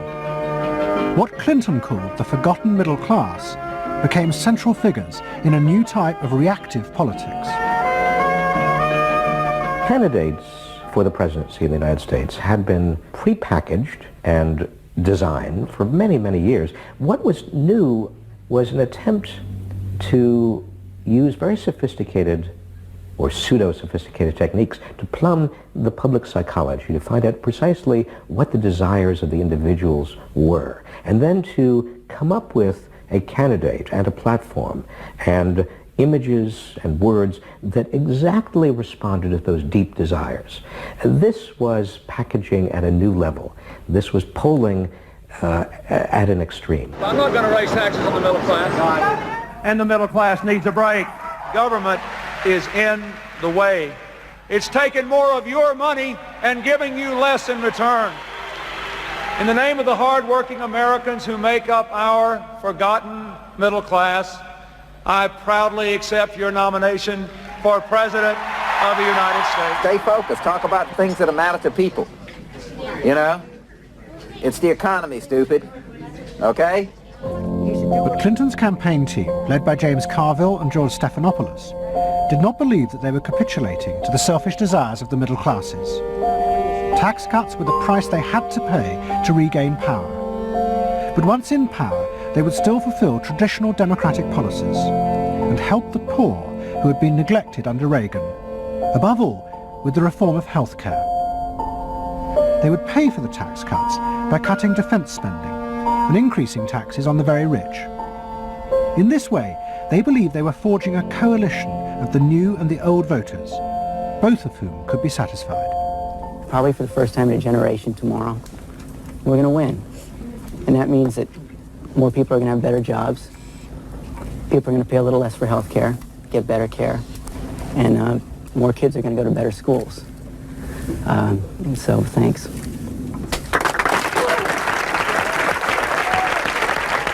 But the Democrats' optimism was to be short-lived.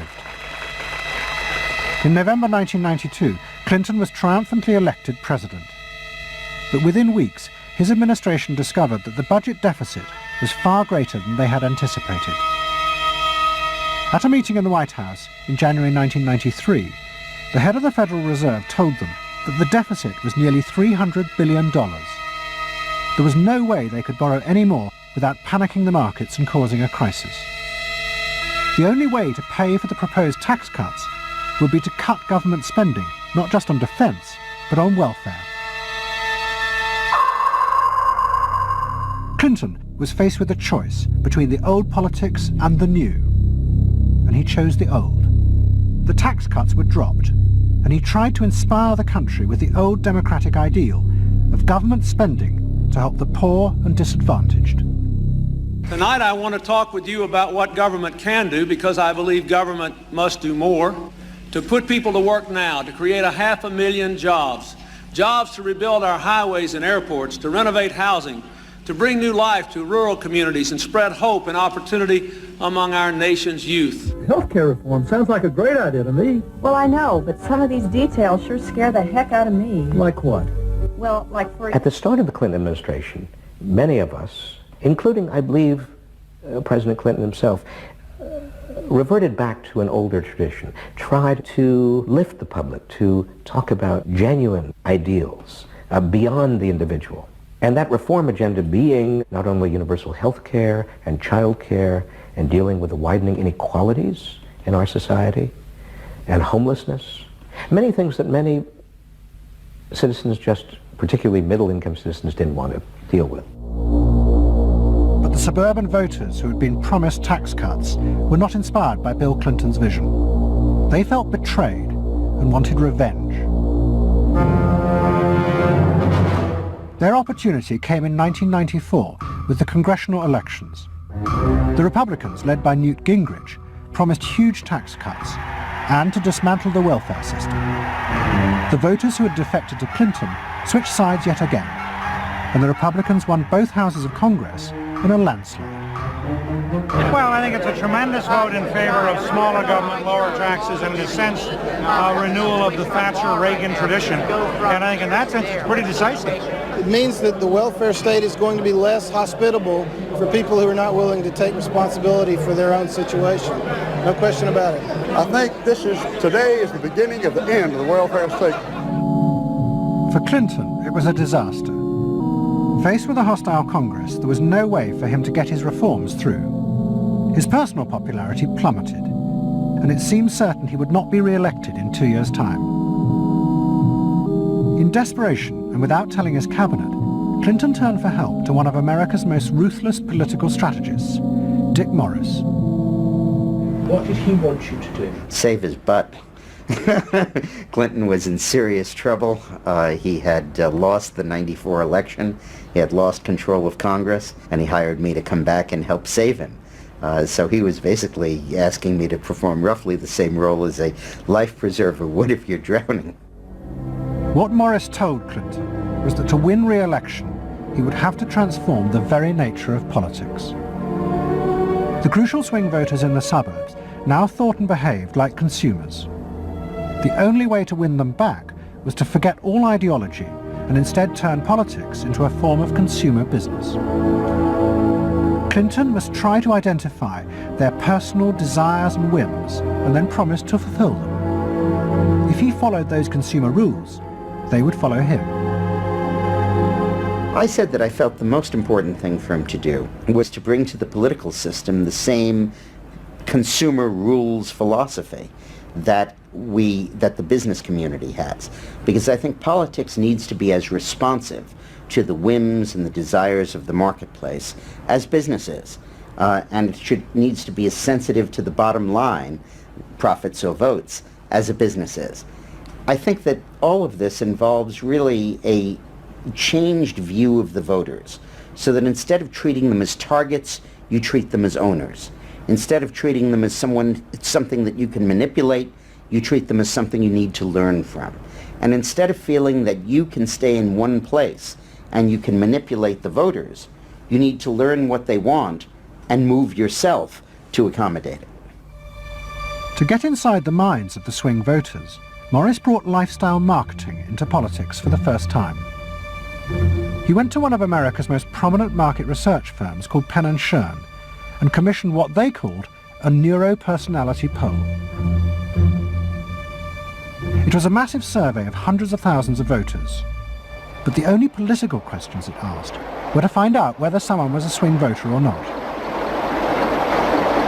All the other questions were intimate psychological ones, designed to see whether swing voters fell into identifiable psychological types. Well, we were asking people like, do you think you're the life of the party? Do you think when you see things that you like to have a list and organize them? Do you typically try to plan things ahead, or do you like to be more spontaneous? Where do you like to go? What sports do you like to play? What would you do with your spouse on a romantic weekend? So we were asking people some very personal questions about their own lives to try to see were the kinds of people that were likely to change their vote also possessing of certain kinds of personality traits. And in fact they were. The neuropersonality poll allowed the Clinton team to segment swing voters into different lifestyle types. They were given names like pools and patios, or caps and gowns, who were urban intellectuals living in university towns. From this, the team could identify ways in which they could make individuals feel more secure in their chosen lifestyles, just as business had learnt to do with products. Dick Morris called it small bore politics, tiny details of people's lives and personal anxieties which politics had never even thought about or noticed before, but which now had become the key to winning power. It was an America that focused on day-to-day practical concerns. Should I wear seatbelts? Should I stop smoking? Should I wear a school uniform? Is my neighborhood being protected?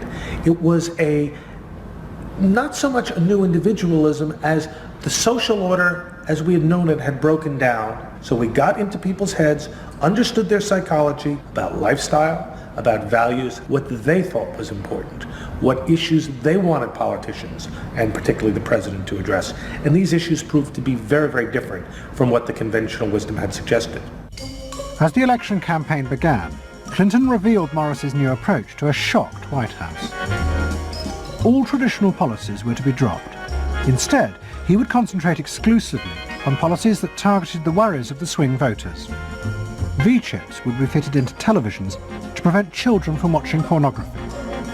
And mobile phones would be fitted into school buses to make parents feel more secure. Dick Morris also persuaded the president to spend his leisure time in the same way as particular groups of swing voters.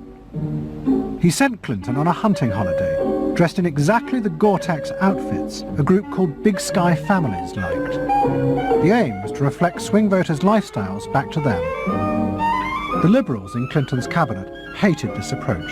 And I would say, well, Dick, why have a campaign? This was the 1996 campaign. If all the president is going to do is offer up these little bite-sized miniature initiatives that appeal to people's desires, like consumers, buying soap, V-chips that you could put in your televisions so you could make sure that your children did not have pornography, and school uniforms. Why talk about them? They're so mundane and they're so tiny. And he would say back, if we don't do this, we may not get reelected. And I would say, what's the point of getting reelected if you have no mandate to do anything when you're reelected? And he'd say, what's the point of having a mandate if you can't get reelected? Isn't the ultimate goal getting reelected? But Morris's new politics were an extraordinary success. Clinton's ratings among the swing voters began to soar. And Dick Morris, along with the marketeer Mark Penn, took effective charge of making White House policy. Mark Penn set up a huge call centre in an office block in Denver. And every night, hundreds of telephone operators called swing voters in suburbs across the country to check with them every detail of policies that Clinton was proposing.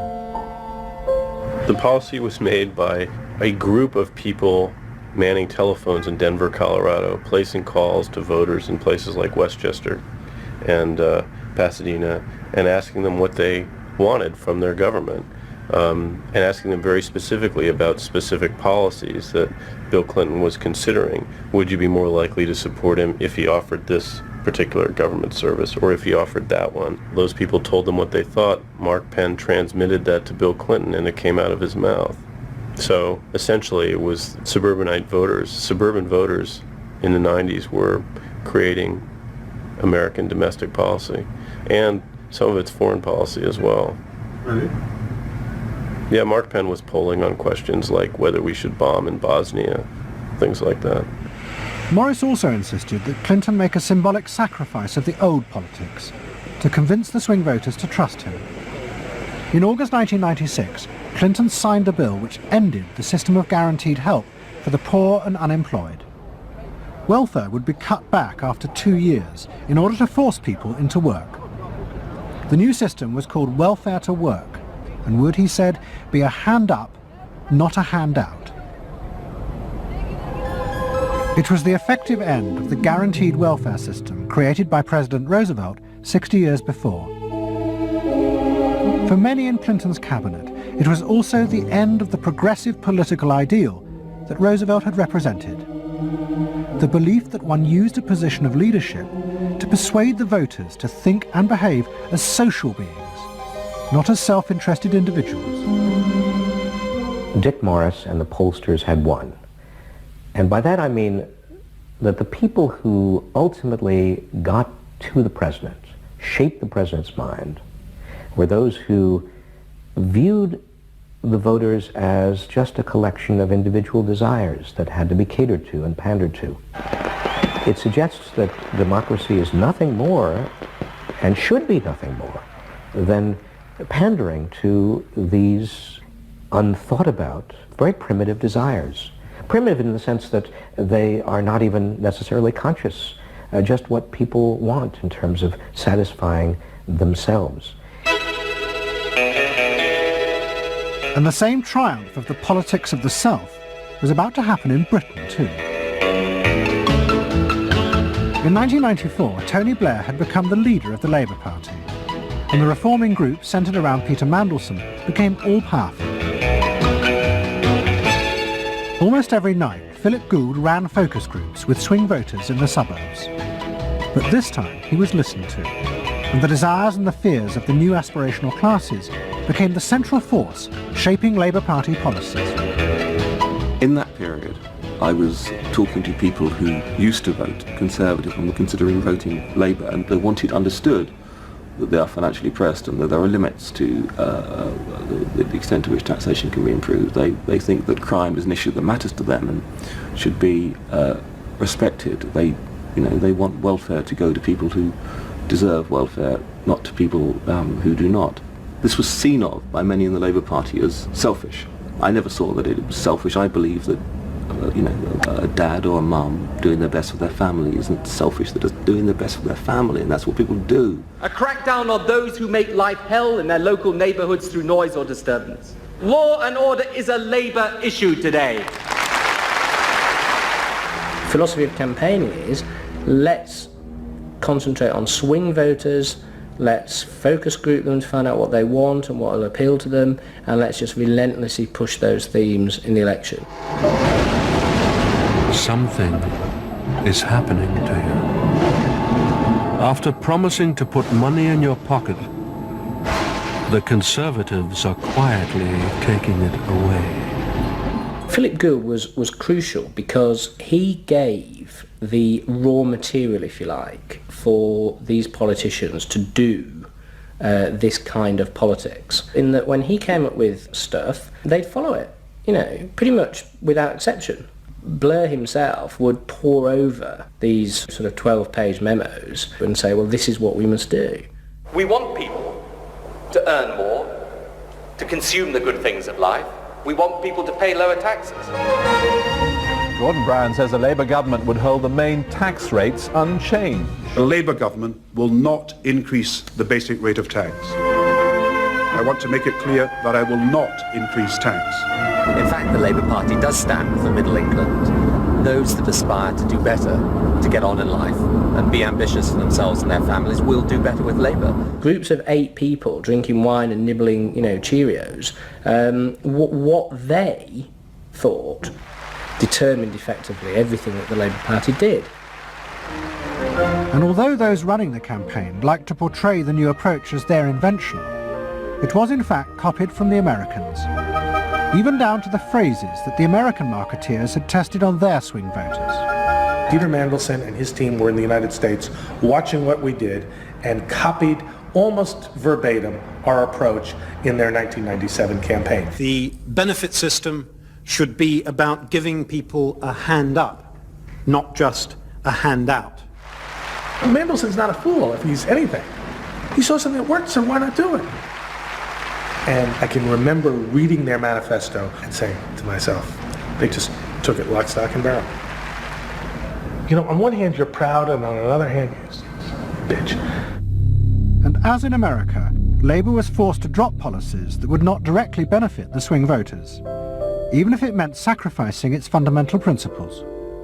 The commitment to public control of industry, which was enshrined as Clause 4 of the party constitution, was dropped.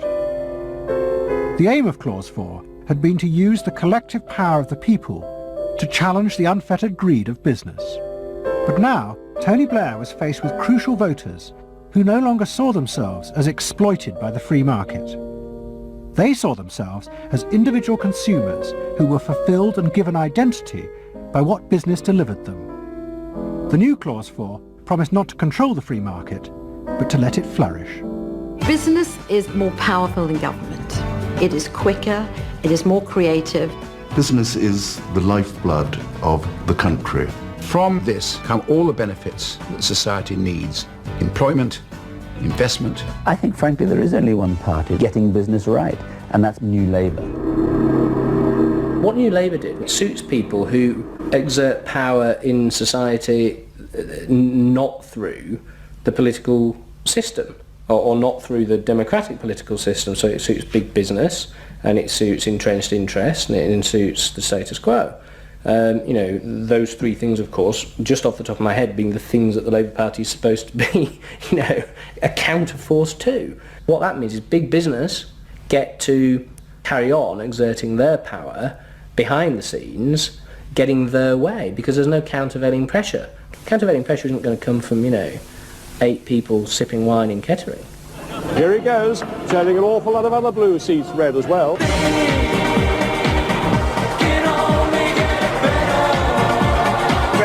Very relieved and very exhilarated. But those who masterminded Labour's victory in 1997 saw it as a triumphant vindication of a new form of democracy. By understanding and fulfilling people's inner desires through the focus group, they were giving power to individuals, not treating them as faceless groups who were told by politicians what was good for them. I don't see the focus group as some marketing tool. I see the focus group as a way of hearing what the people have to say. And I see the focus group as a way to a new form of politics. What the people give, the people can take away. We are the servants, they are the masters now. 1997 was, I think, fundamentally important in that. Because I think it is the end of the elitist politics that's dominated Britain for so much of the last 100 years.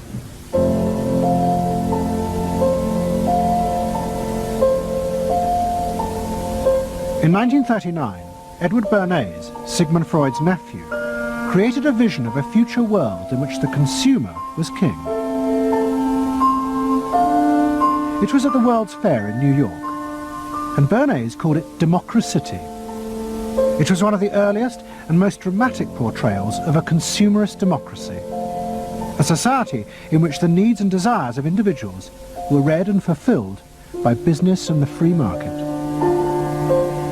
The World's Fair created a spectacle in which all of these concerns were met, and they were met by Westinghouse and General Motors and the American Cash Register Company, and company after company presented itself as this sort of centerpiece of a society in which human desire and human want and human anxiety would all be responded to and would all be met purely through the free enterprise system.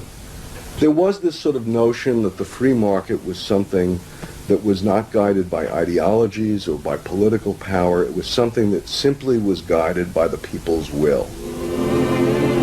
This was the model of democracy that both New Labour and the American Democrats had bought into in order to regain power.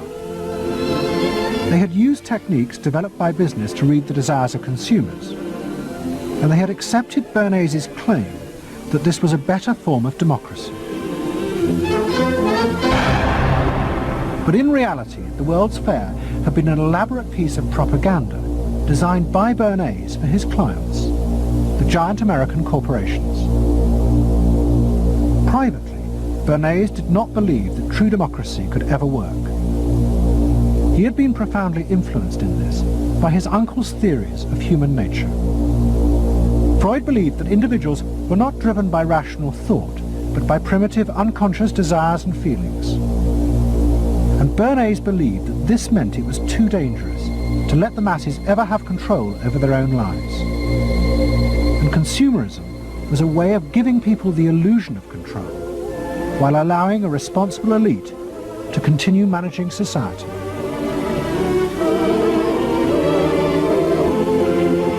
It's not that the people are in charge, but that the people's desires are in charge. The people are not in charge. The people exercise no decision-making power within this environment.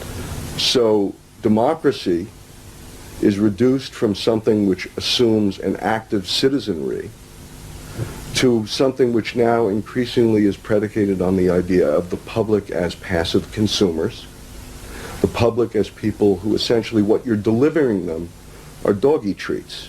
The problem for New Labour was that it believed the propaganda. They took at face value the idea promoted by business that the systems invented to read the consumer's mind could form the basis for a new type of democracy. Once in power, New Labour tried to govern through a system that Philip Gould called continuous democracy. But what worked for business in designing products led the Labour government into a bewildering maze of contradictory whims and desires. For much of Labour's first term, the focus groups said that the railways were not a high priority, and Labour's policies faithfully reflected this. But now, those same groups are blaming the government for not having invested more money sooner in the railways. The point about focus group politics is that there isn't one because people are contradictory and irrational, and so you have a problem in terms of deciding what you're going to do if all you do is actually listen to a mass of individual opinions that are forever fluctuating and don't really have any coherence, and crucially are not set in context. So that's why people can say, you know, I want lower taxes and better public services. Of course they do. You know, you say, do you want to pay more taxes to get better public services? People are less sure. They then don't believe that if they do pay more taxes, they will be spent on better public services. So you end up in this quagmire where, you know, the truth is a politician has to say, look, this is what I believe. I believe that you should pay slightly more taxes to make better public services, and I pledge that I'm competent enough to actually use that money wisely. Do you want that? Vote for me, yes or no. And that's what Blair has failed to do. Tony Blair turns around and sort of tries to feed back to them what they already believe, and given what they believe is sort of a load of individual, incoherent, contradictory nonsense, that's all he has to offer. And then he wonders why people don't get him. You know, the answer they don't get him is because they're looking for someone to do something that they can't do themselves, which is actually come up with a coherent political opinion that they might have faith in. New Labour are faced with a dilemma. The system of consumer democracy that they have embraced has trapped them into a series of short-term and often contradictory policies. There are now growing demands that they fulfil a grander vision, that they use the power of government to deal with the problems of growing inequality and the decaying social fabric of the country. But to do this, they will have to appeal to the electorate to think outside their own self-interest.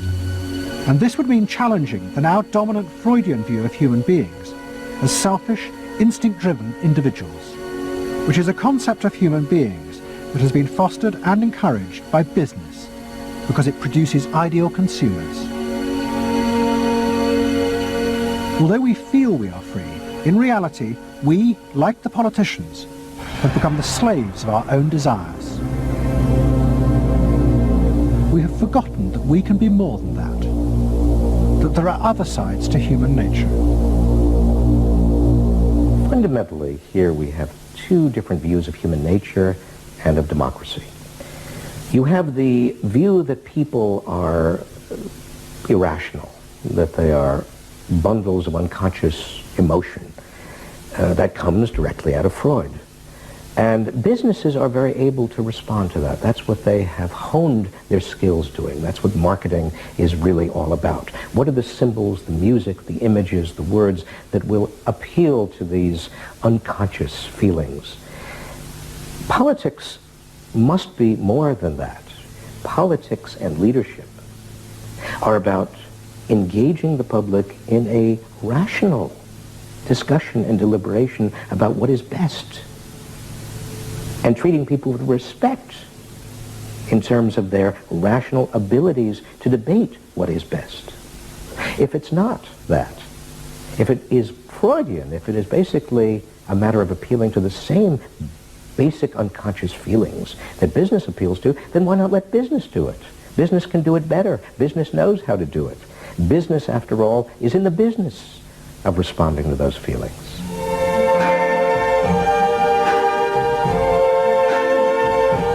I see trees of green, red roses too. I see them bloom for me and you. And I think to myself, what a wonderful world. I think to myself, what a wonderful world. Oh, yeah.